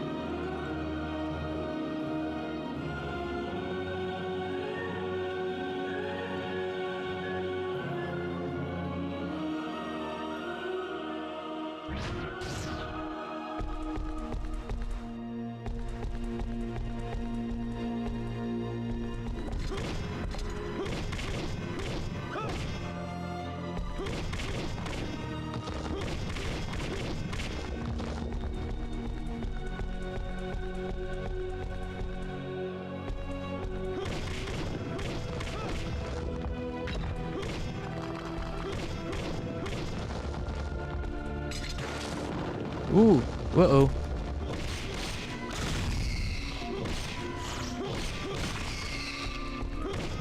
Not a problem.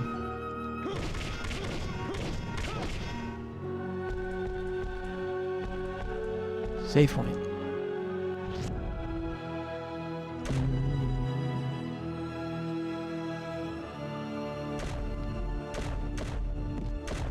I'm gonna stand up and take a bio break.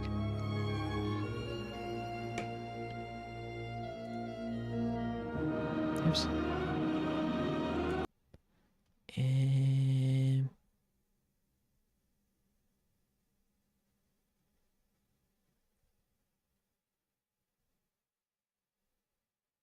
man, I have so much to do this weekend, and it just keeps piling up. I need to set up a macro in OBS so I don't have to manually turn all these things on, like the AFK stuff. So far, a lot of these things are on separate things, so I have to manually go through and click all of them. But there's a way to set up a macro so you just press 1 or 2 buttons and I can easily just switch between all of it. But like even just little things like that take a lot of time and it adds up. You know, the little bit of time things add up. Anyways, I'm having a great time. I hope you guys are having fun too. This game's really satisfying. And this is exactly the type of game I was looking for. Something that's low commitment, easy to play. I don't really have to think about it.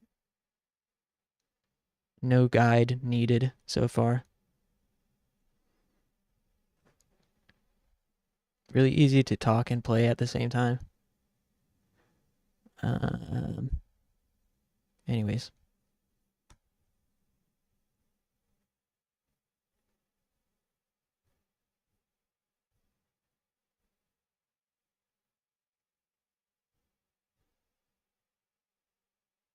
How about some Ape Escape music?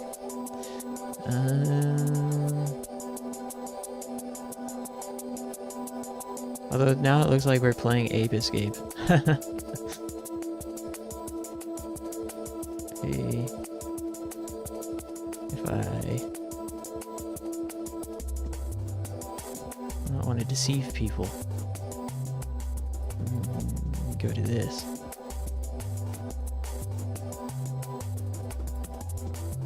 There you go. Alright, I'll be back in about 10 minutes or so. Thanks, everybody.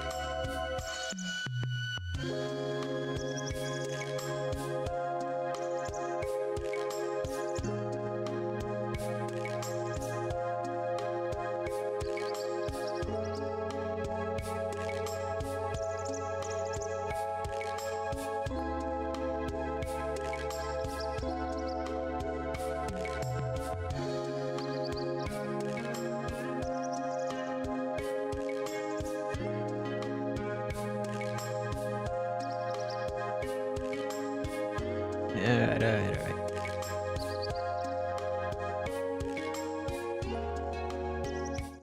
Sorry, hopefully that music didn't put everybody to sleep. Thanks for waiting. Yeah.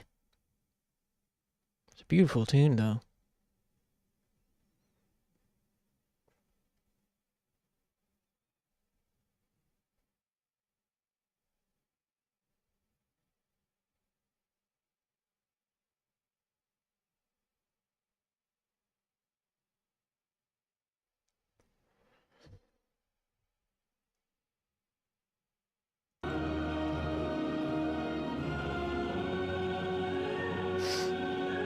think this game is beatable, like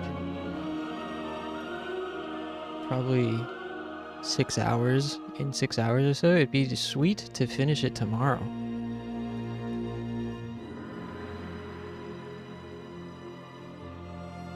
What's everybody doing tomorrow?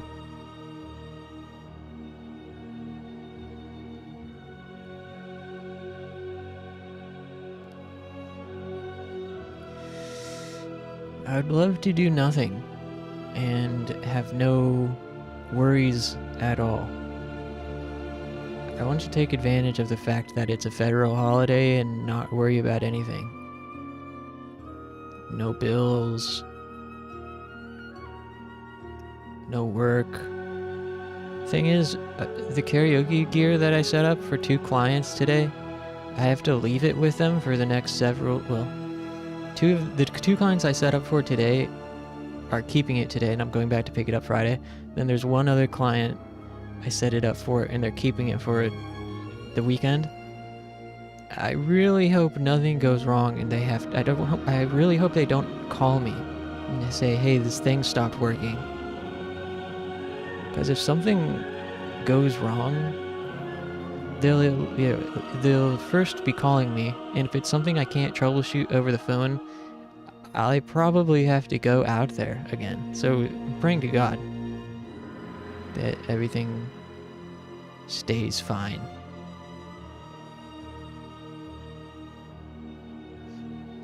Either Thanksgiving's not a thing. Homework. Boo. Oh, by the way, I saw the drawing you posted in the Discord, Clover. It's so epic. I love that style of like digital portraits and stuff. I really like it. Good job. Good choice too of character.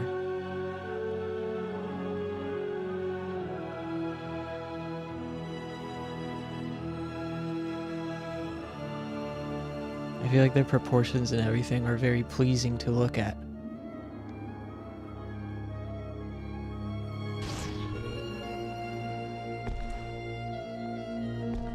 Very satisfying use of colors. Yeah, good job. Is Ray your favorite Ava character?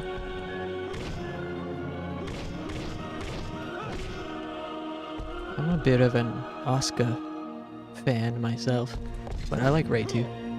Ooh.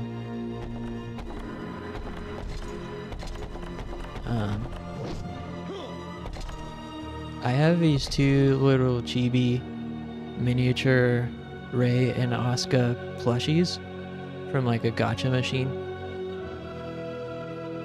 And I bought them with the intention of giving the Ray doll to an ex-girlfriend and keeping the Asuka one. But then she broke up with me before I had the chance to give it to her. So I've kept them both. They're both mine now.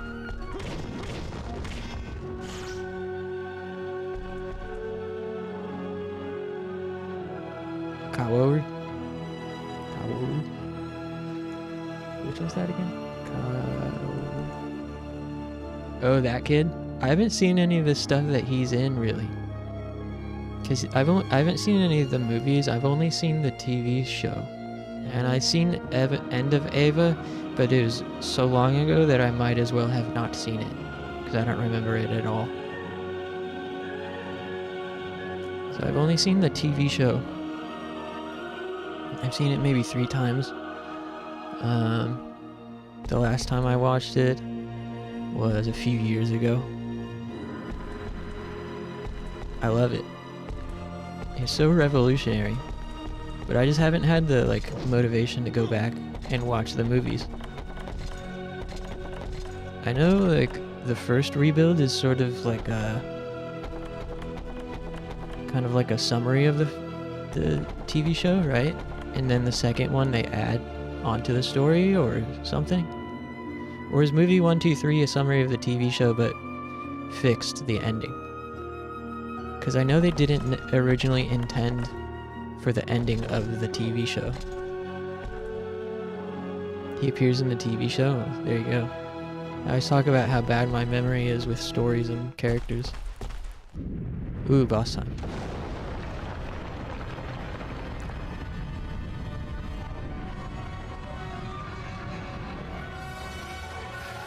First movie is a summary of the first 6 episodes. Interesting. Ooh, shit. Okay, we gotta lock in.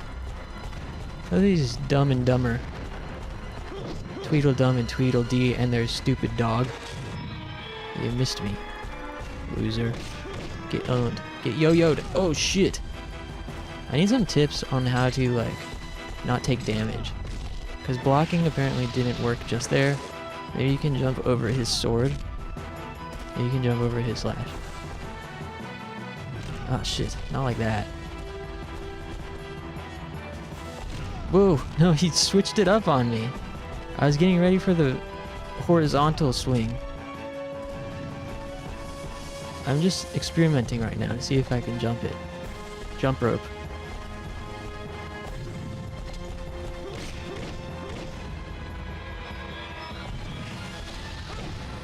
Oh, damn. Ooh, you can block the flame.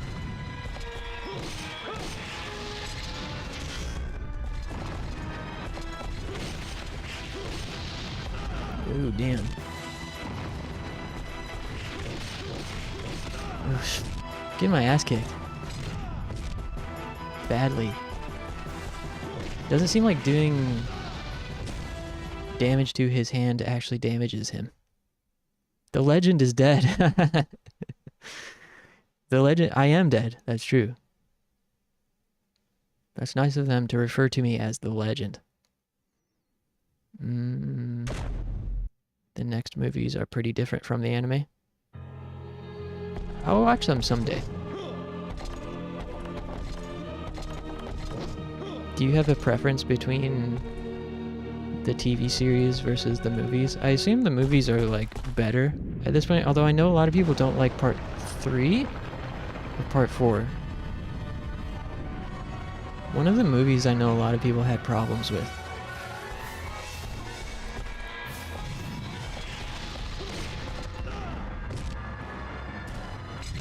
Damn. I need a new tactic. Oh my god. Ooh. Ooh, he can't hit me here.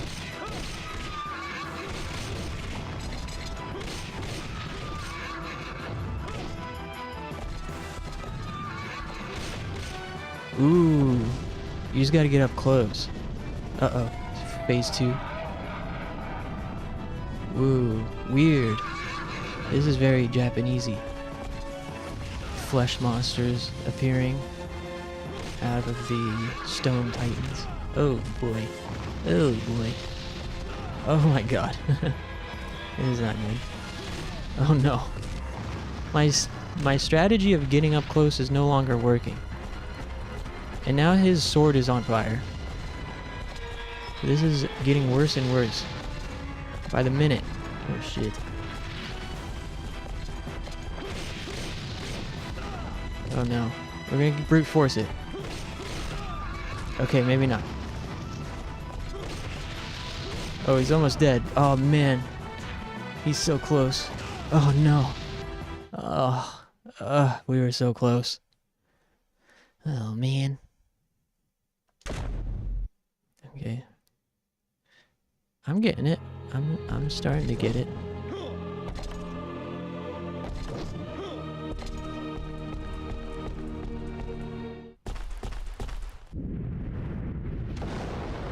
Evangelion was so groundbreaking though. Like, anime can be divided into, like... Oh shit. Damn it, I forgot I have to log in.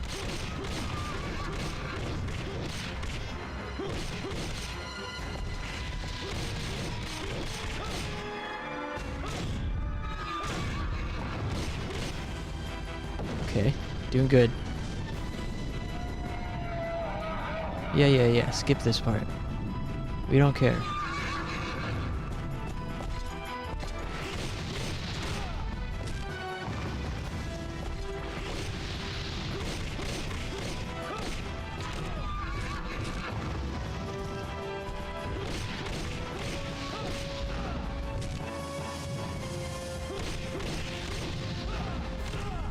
think we got it. Yeah! First try. Easiest thing I've ever done. Get completely wrecked. And owned. Even though he and Lore. Hecatoncheirus were in a fight to the death, I never expected he would defeat him. Warrior of Argus, representative of the people, I will not forget you. That way leads to the very heart of Argus, the Elysian Shrine, where lies the graves of our very bravest warriors. Argus has finally fallen into their hands. But I will fight to the death for Argus and the princess!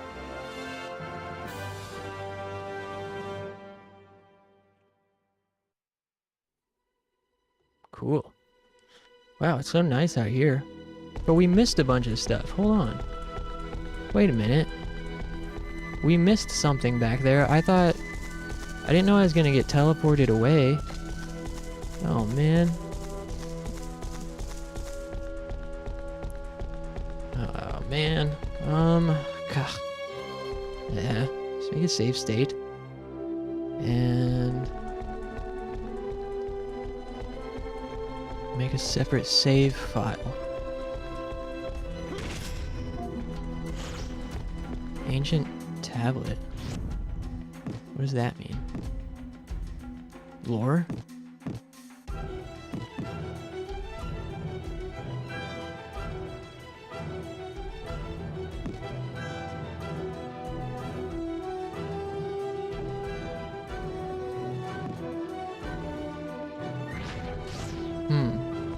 So we missed a tablet back before the boss. It seemed like something that you had to beat the boss first before you were able to get. But... I don't know. I'm tempted to reload and go back and try and get it, but I don't want to spend all that time if it's just lore. I would only do so if it's a precious item.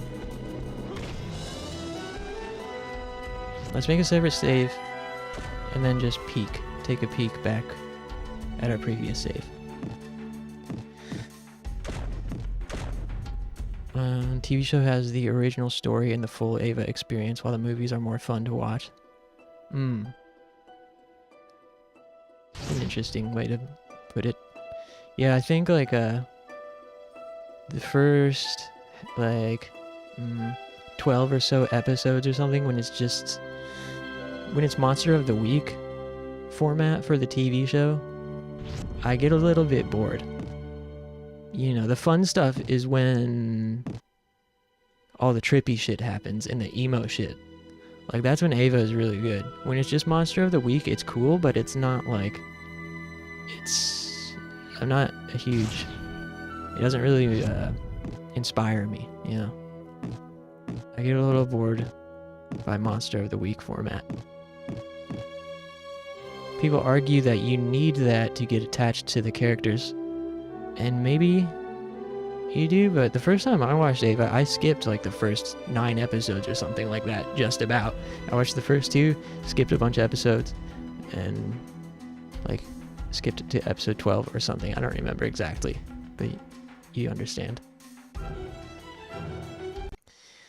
And that was great. That was still a great experience.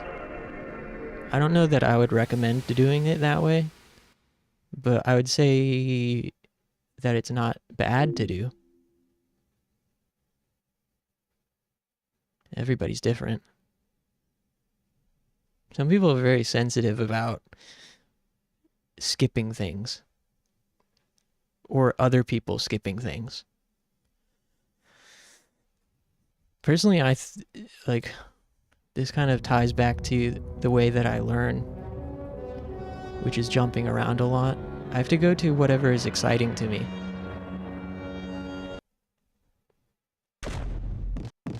So, I'm not the type of person... I've been getting the feeling of obligation a little bit more these days, but I'm not the type of person that feels like I need to play games through chronological order. If a new game came out and there are 2 parts before it, like 2 games before it.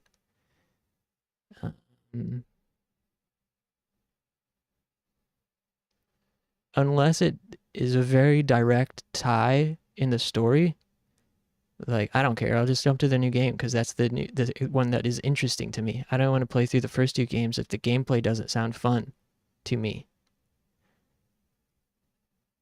Sometimes I won't play a game because you have to play the first 2 games to understand what's going on in the 3rd game. Like, there's this series of visual novel / tactics style RPGs called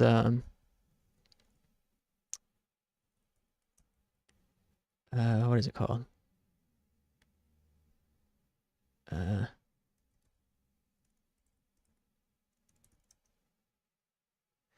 What is it called? Starts with a U.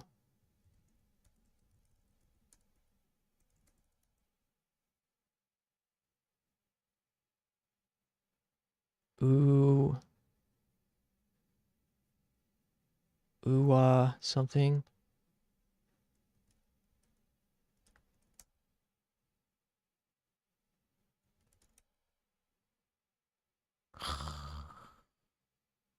I'm blanking on it. Trying to find it.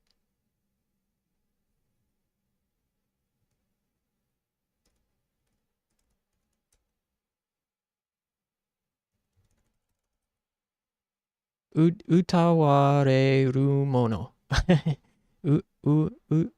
Utawarerumono. It's a fucking mouthful. I'm gonna spell it.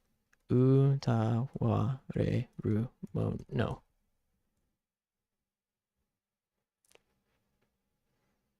I feel like I'm missing something if I skip something. Yeah, I've been getting that feeling more. It really all depends.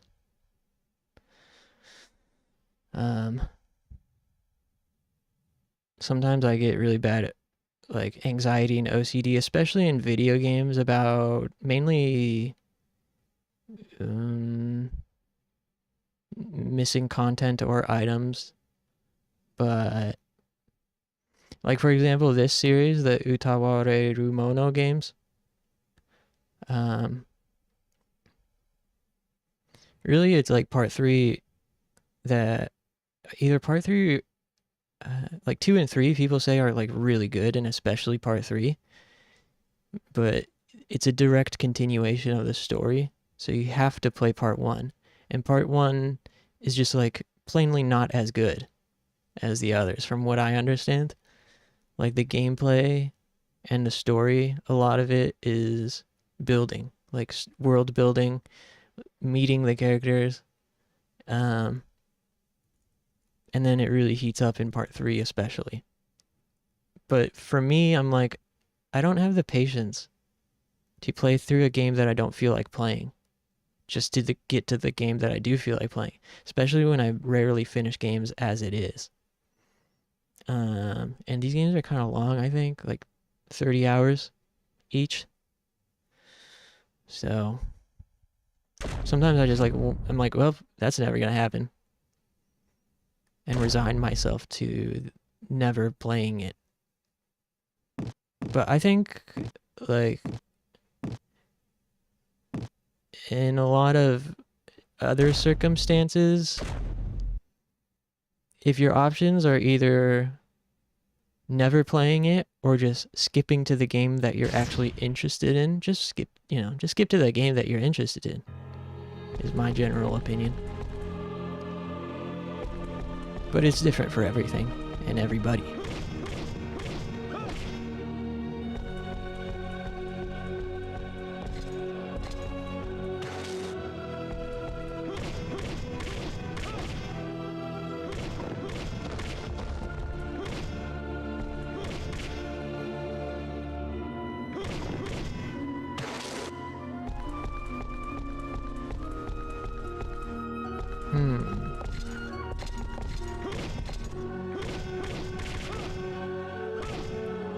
Monogatari? No, I haven't seen it. I'm somewhat familiar. I know people really like it, and I know it was popular back in like the 2010s. Like, a lot of people used to talk about that show.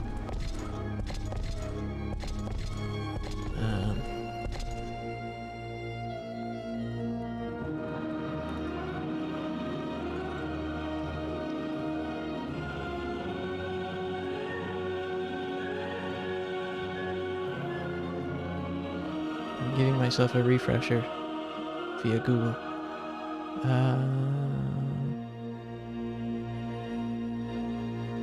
Dake Monogatari. Yeah. Yeah, I remember people talking about this a lot. It sounds cool. Do you read any light novels? Light novels, it seems like it'd be really fun to get into light novels, but I'm too picture-pilled. I don't think I can read anime without pictures. I can barely finish books. I've read so few books in my life. I only ever read non-fiction for the most part. But there's so many light novels out there, it seems like a really fun hobby.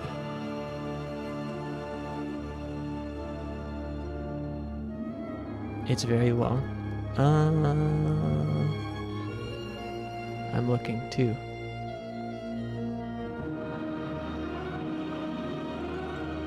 Oh wow, it is long.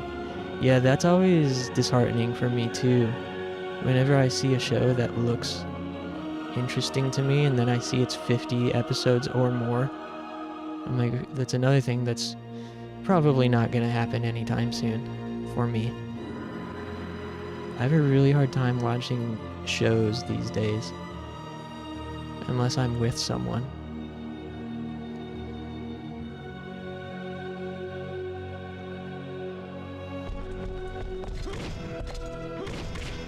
The last time I watched like a show that was longer than like 20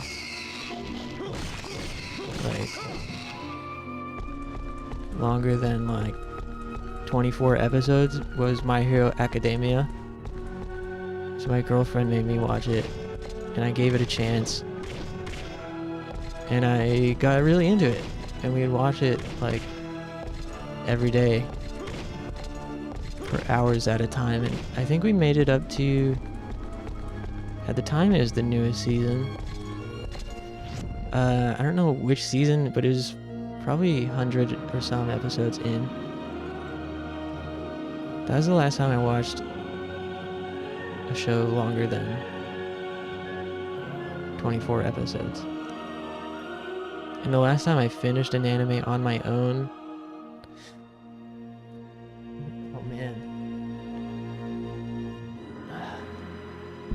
last time I finished a show that I hadn't already seen, not counting techno-wise, I can't even tell you. Even shows that I really loved and was having a great time watching, like the show about the girls that go to Antarctica. What's that one called again? A Place Further Than the Universe is the English title. A Place Further Than the Universe. I watched about 4 episodes of that and I really loved it, but I just lost interest, and I can't explain why. There's just too many other things that I wanted to do at the same time.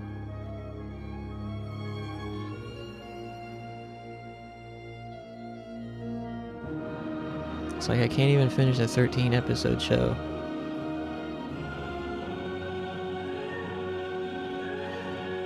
Kinda sad. I'm really close to finishing Garden of Sinners as well, but that's also like another show that I've been watching on and off for years. It's taken me years to get through. And that one is 8 episodes, but some of the episodes are like 2 hours long. It's like technically 8 OVAs. The episodes are either 50 minutes long or like 2 hours long. Yeah, I think I'm on episode 7 of that. I'm a huge fan of it. I don't even have to finish a thing for it to be one of my all-time favorite things. And I think that also ties back into my illiteracy when it comes to plot details. Like, as long as the game, a show or game or anything makes me feel a certain way, it's in. You know, it's into my favorites list.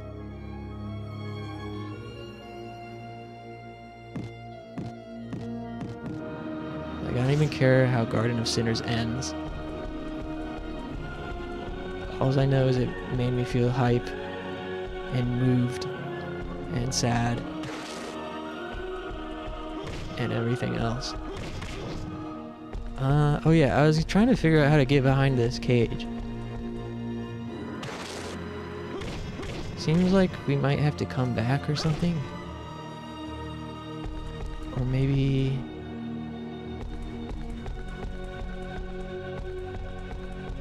Seems like we might have to come back here.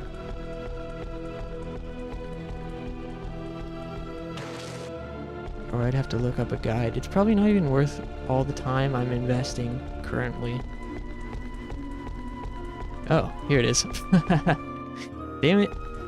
Is that easy, huh? What did we get? Ambrosia? Cures health completely. Oh, wow. I didn't know there were restorative consumables. I also don't know what these 10 build-up points are that we've gotten throughout our time playing this.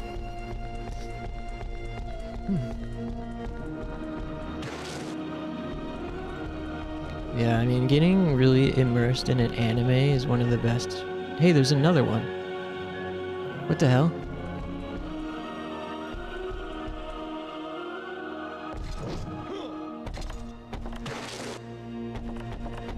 There's another one.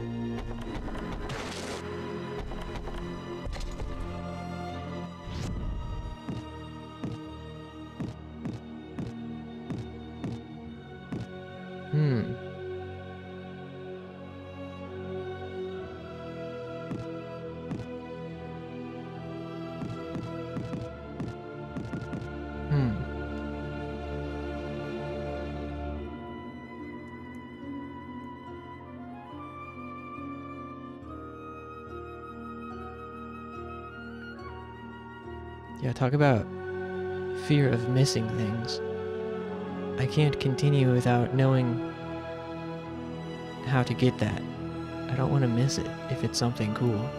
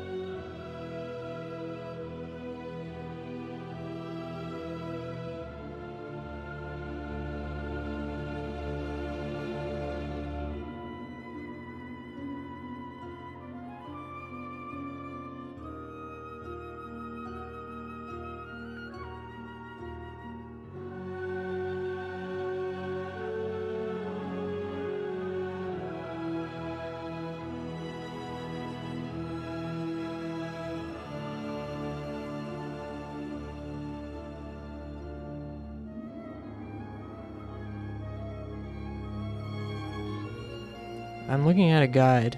Yeah. I was looking at a guide, but it's taking me a long time to find this particular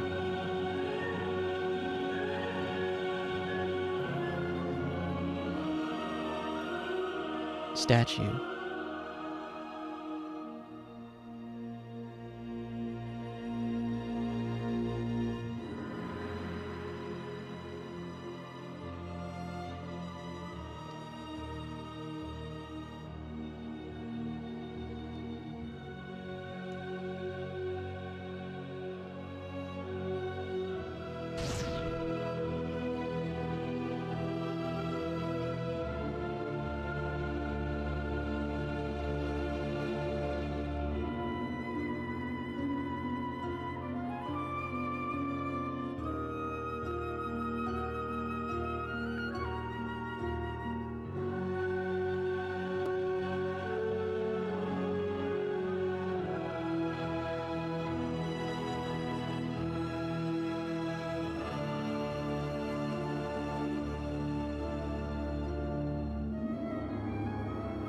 I can't tell if it's something that we can get now.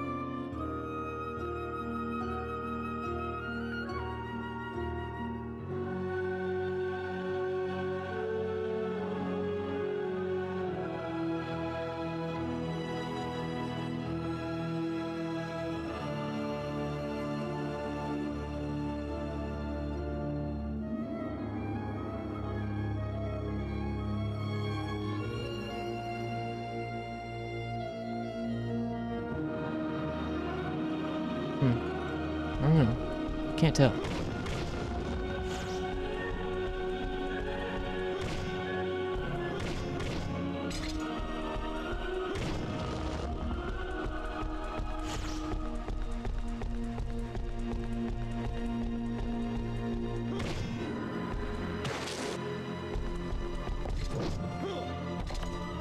Seems like this box needs to be moved.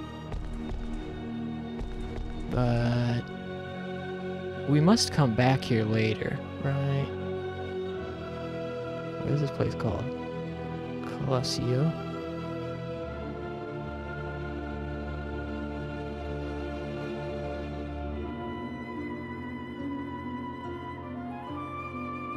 Doesn't look like we come back here later. So there must be a trick to this.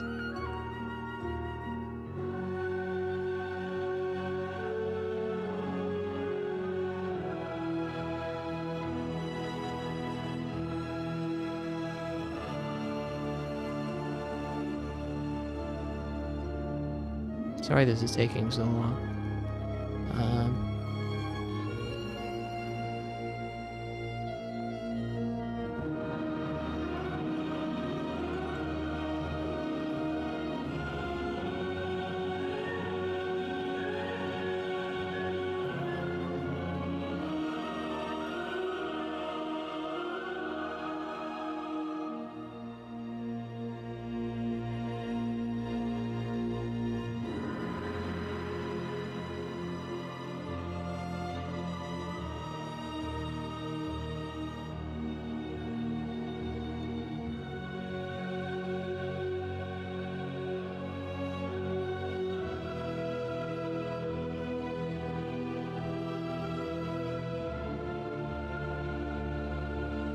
We can do it. I believe.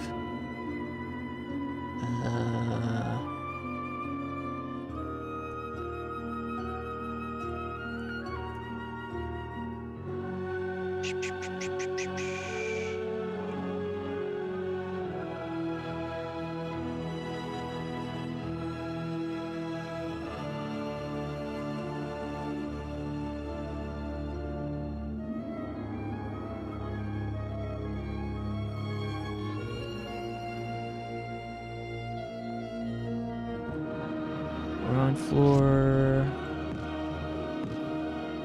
B1.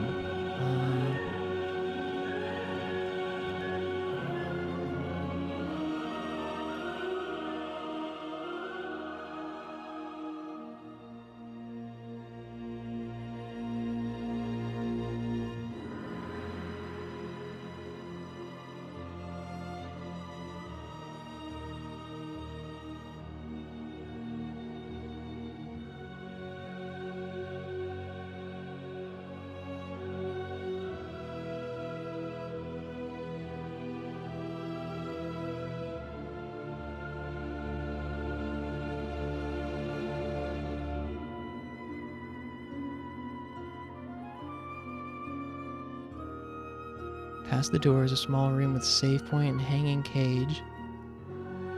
The observant will notice the silver statue Rygar cannot get to.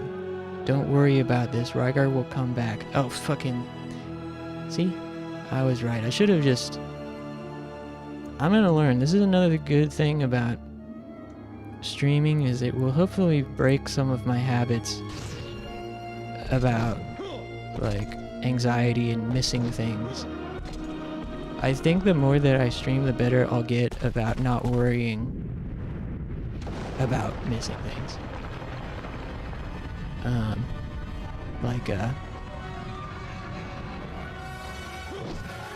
Like even with Silent Hill 4, you know, I'm at the point where I'm really not worried about having messed up the ending by hitting Eileen too much. If I was playing by myself, I'd be so, like, damn, need to restart.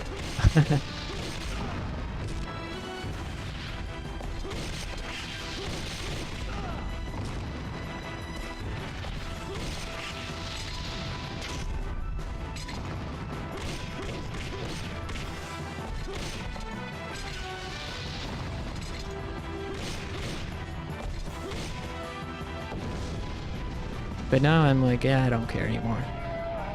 It takes too much energy to worry. It takes too much energy. Ooh, new strategy? Oh shit, holy crap. The horse just stomped us. Oh my god.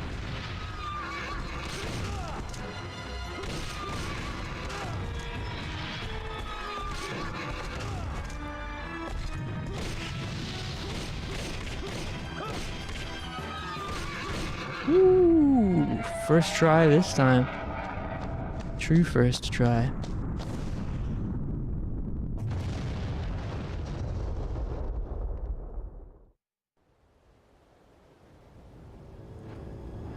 Even though he and Hecatoncheirus were in a fight to the death, I never expected Dang. he would defeat him. Warrior She looks of cool. Argus, representative I like of her the people, design. I And she will can not fly. forget you. Or float. Or whatever. Or ride a cloud. That way leads to the very heart of Argus, the Elysian Shrine, where lies the graves of our very bravest warriors. Argus has finally fallen into their hands. Man, this game's so I fun. will fight to the death for Argus and the princess.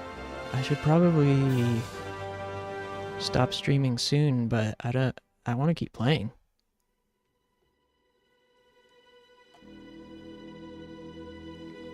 I would like to play far enough in that we can, like, reasonably beat it tomorrow.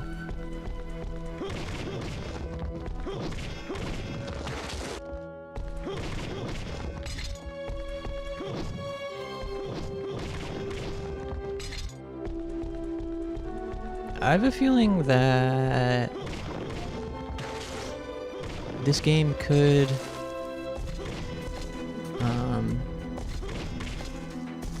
build a bit of a fan base. If the right streamer or speedrunner got a hold of this game, I think it could have a bit of a revival.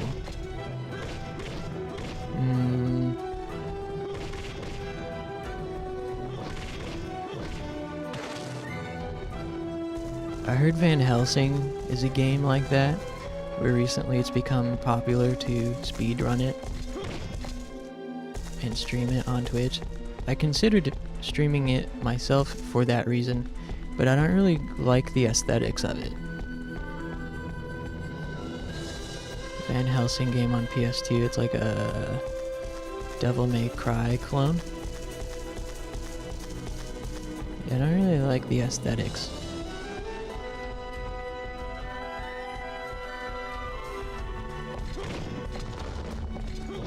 But if enough people wanted to see it, I'd give it a try. At the moment, there's just so many games to play.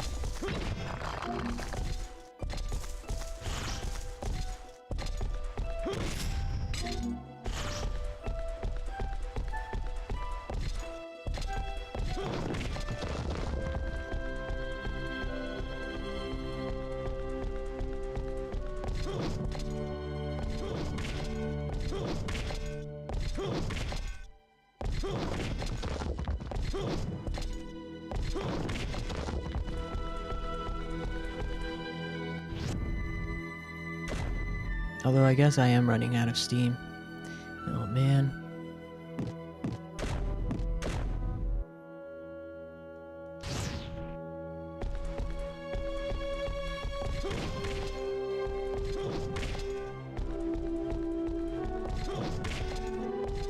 Whoa. How long is this game? I think like a normal playthrough is probably 6 hours from what I've read. Like definitely less than 10. Whoa. Ooh, you can go this way, huh? Oh hey Wolf, just in time. I was just talking about how I am running out of steam and need to stop streaming soon. But if you're here now, that's like all the energy I need to keep going. How's it going, man? Happy Thanksgiving. It's good to see you. I wonder which direction we should go.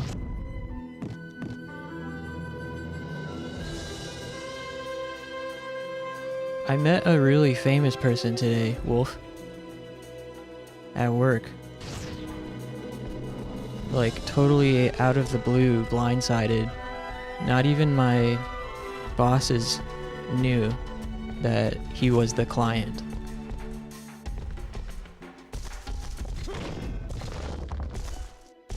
I'm thinking I could do a name reveal after, because I have to go back and pick up so it was for my karaoke job where I go to people or venues and set up PA system, microphones, etc. for karaoke.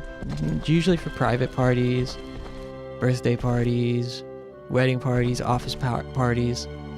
Sometimes people will rent it for like a weekend. In this case, they rented the equipment for Thanksgiving, so I went and set it up today, and I'm going back on Friday to pick it up. And since I'm going back on Friday, I figure probably safer to not say it publicly yet. But I haven't, the guy was super nice. I could say that he is a very famous TV show host. I can say that.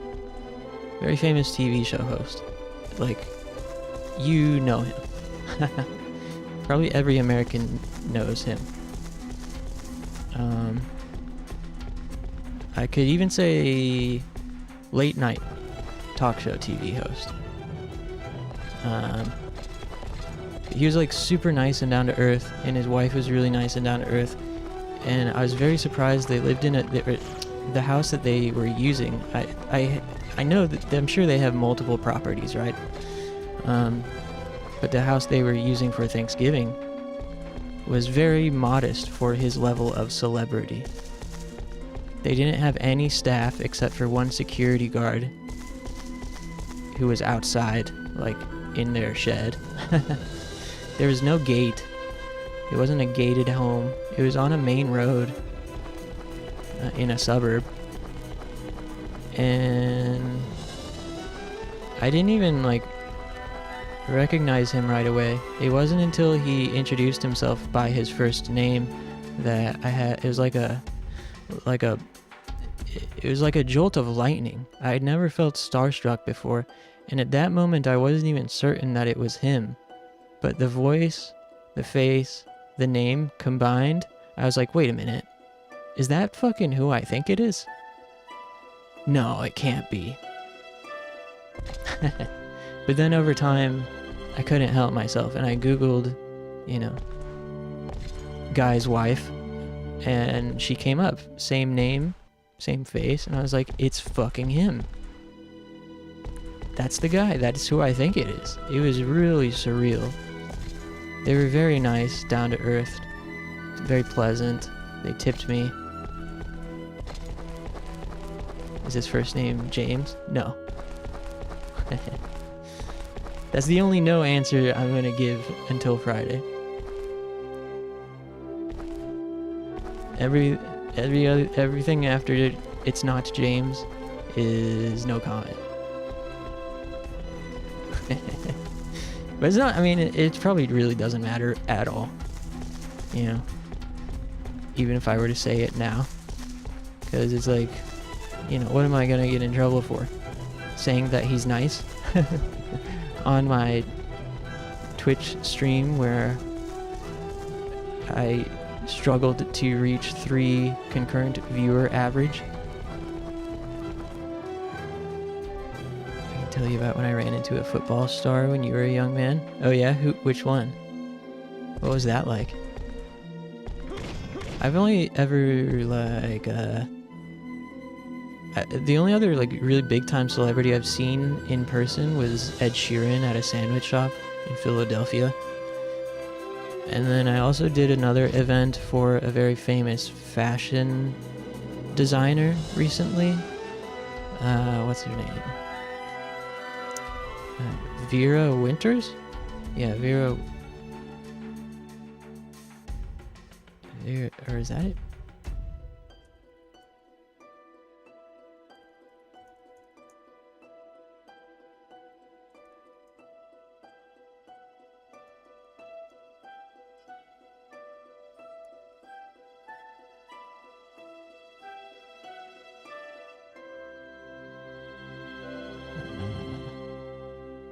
What's her name? Oh, Vera Wang.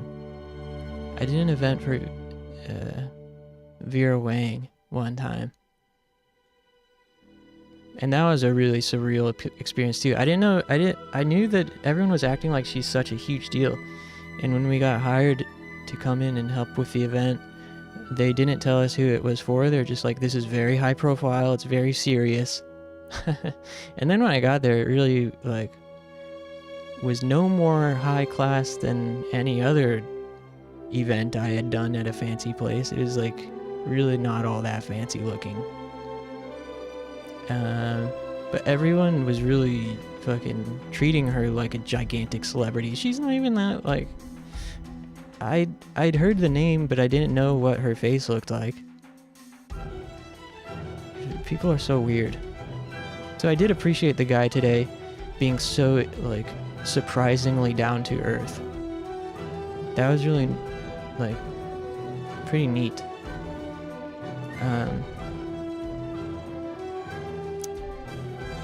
Yeah, I remember when I did work for her event, she was the only person that ever used the karaoke machine that night, except for, like, her, I assume, sister?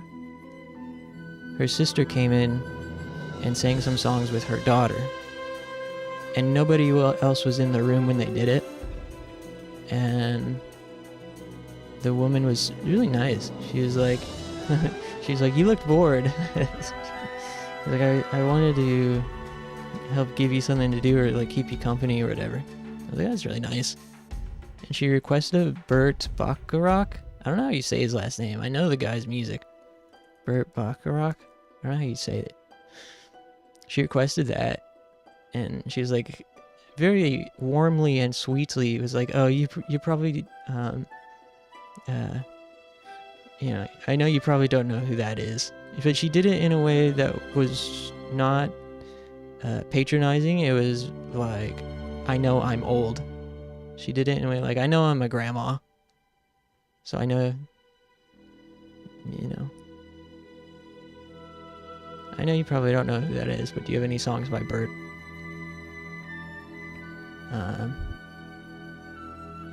Yeah. But then, like, the only other time somebody sang that night was when Vera sang. And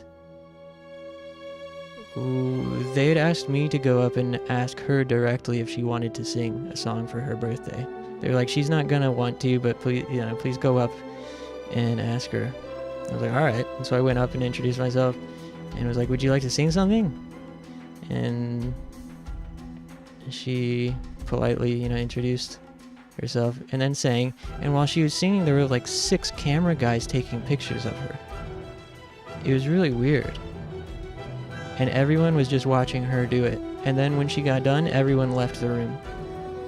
I was like, what did you guys need karaoke for? Yeah, that's the only other time I've interacted with, like, a big deal celebrity until today. Sorry. Here's the kicker. Field goal kicker? Just kidding.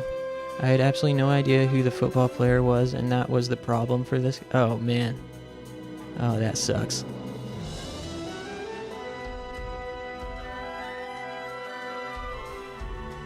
Did he, like, take it personally and get insecure?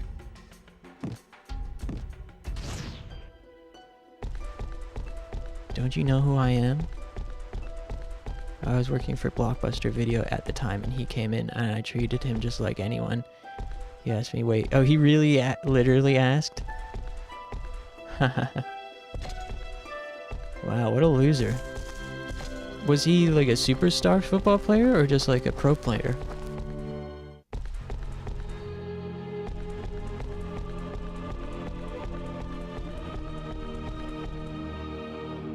Special power to push the box.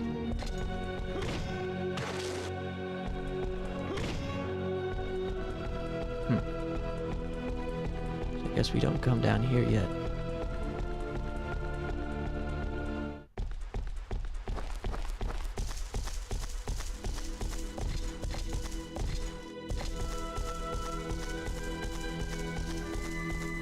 His wife's with him. You said you wanted to go where no one knew who you were. This is what you wanted. Yeah, that's why I wonder if this guy today lived in such a modest, innocuous house because maybe he wanted to roleplay as an average person.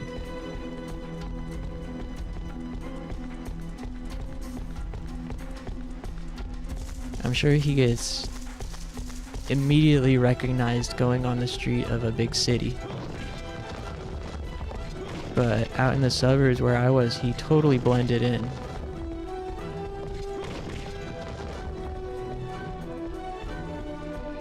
I'm sure he could go to the grocery store and not be bothered. Or at least not swarmed.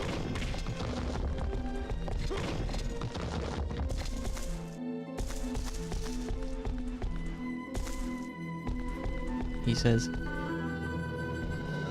I bet you don't even watch football. Really? Do you know who it was? Randy Moss.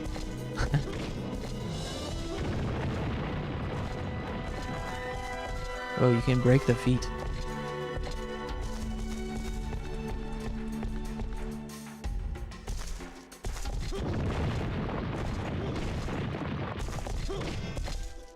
I heard you're supposed to break everything in this game to get items. But so far I haven't found a lot of items by breaking everything. Me being me, I said, oh hell no, I love my junkyard dogs. The lineup from the Chicago Bears when I was young. Acme of defeat. You're full of them tonight, Wolf.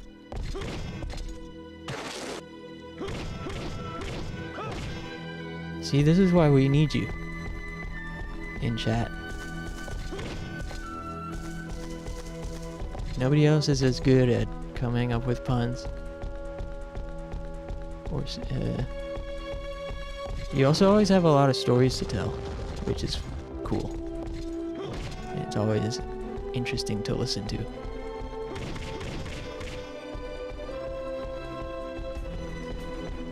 Although I don't know where to go in this game. Where do I go?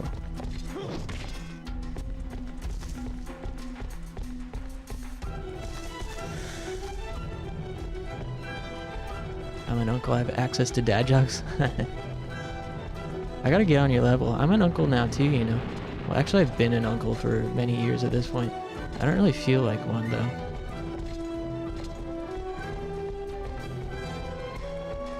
My sister has 2 kids. 2 boys.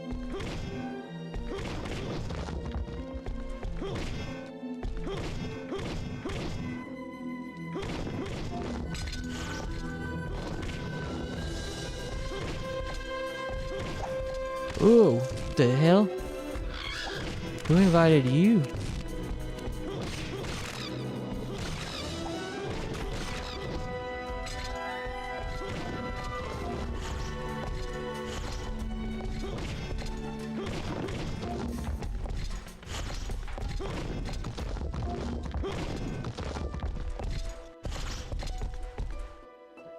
You know, bad jokes that you can only make once you become a parent. Oh yeah, that's the stuff.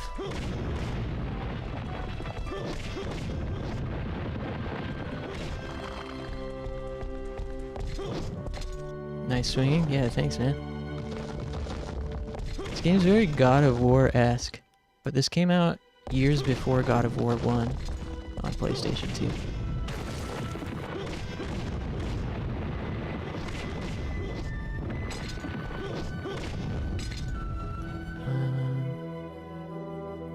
I'm having a great time playing it. It's difficult to put down, even though I'll need to soon.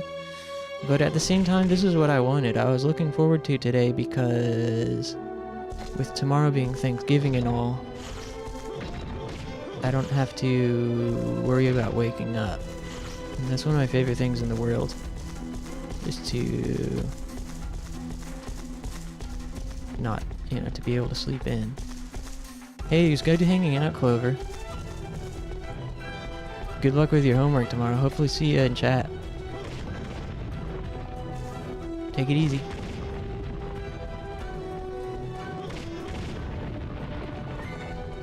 Whoa, what is that?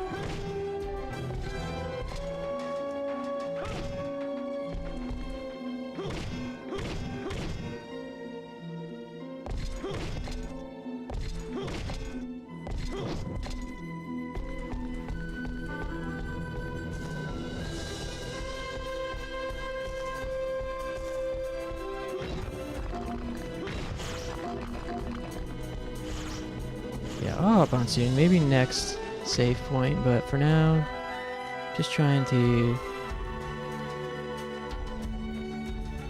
enjoy myself.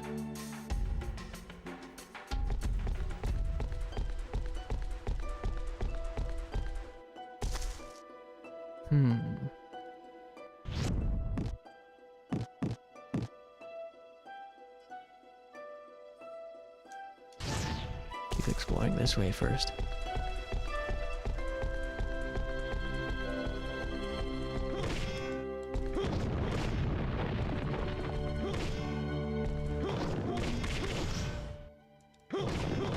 Oh yeah, I hit Twitch affiliate. I unlocked Twitch affiliate.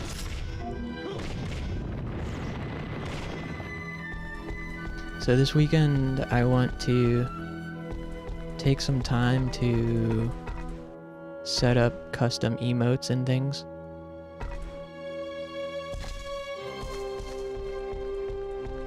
Yeah, we did it. I didn't unlock Twitch affiliate, we unlocked Twitch affiliate.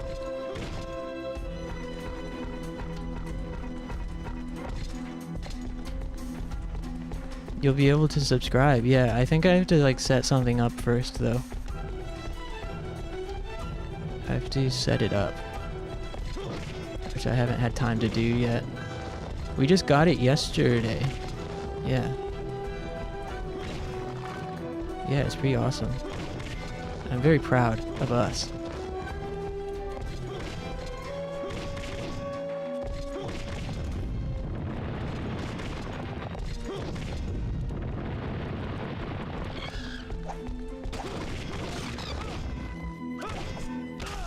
Ooh.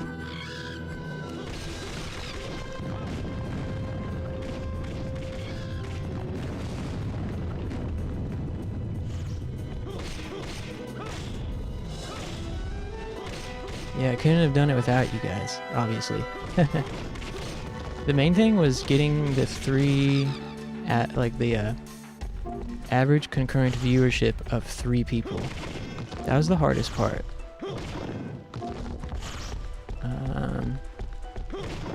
Especially for the type of games that I like to stream, like this, like obscure games.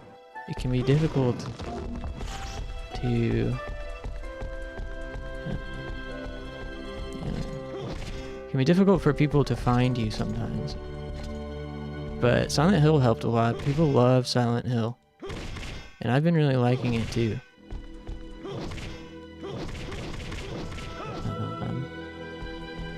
Yeah, sometimes playing niche games can also be a benefit. This is like the thing that you had posted on Discord, Quark,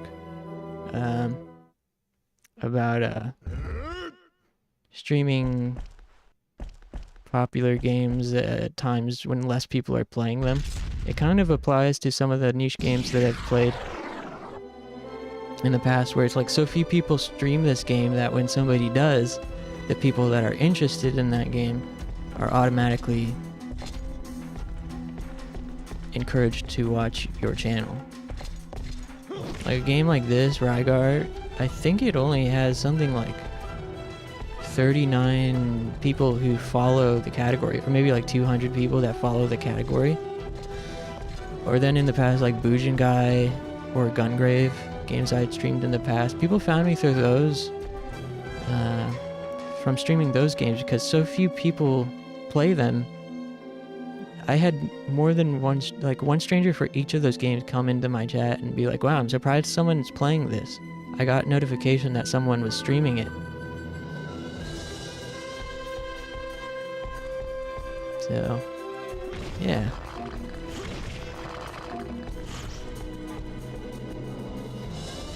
We're doing good.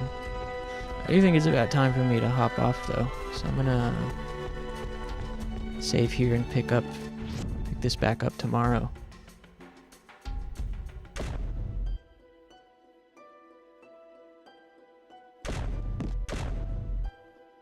Whew, it's been a long day, but really fun stream. I didn't think I was gonna last this long. Pause. We had a really long work day. I'm surprised. I mean, this game's so fun that time just flew by. And it's fun hanging out with you guys. So I'm really looking forward to hopping back on here tomorrow. And, I don't know what time I'll stream. Probably 7 p.m. at the latest, I would say. No later than 8 p.m. I might hop on a little bit earlier, like cozy Thanksgiving stream, post Thanksgiving lunch stream, post Thanksgiving dinner, I mean, or whatever. But yeah, anyways, have a good night, everybody. I'll see you tomorrow or sometime.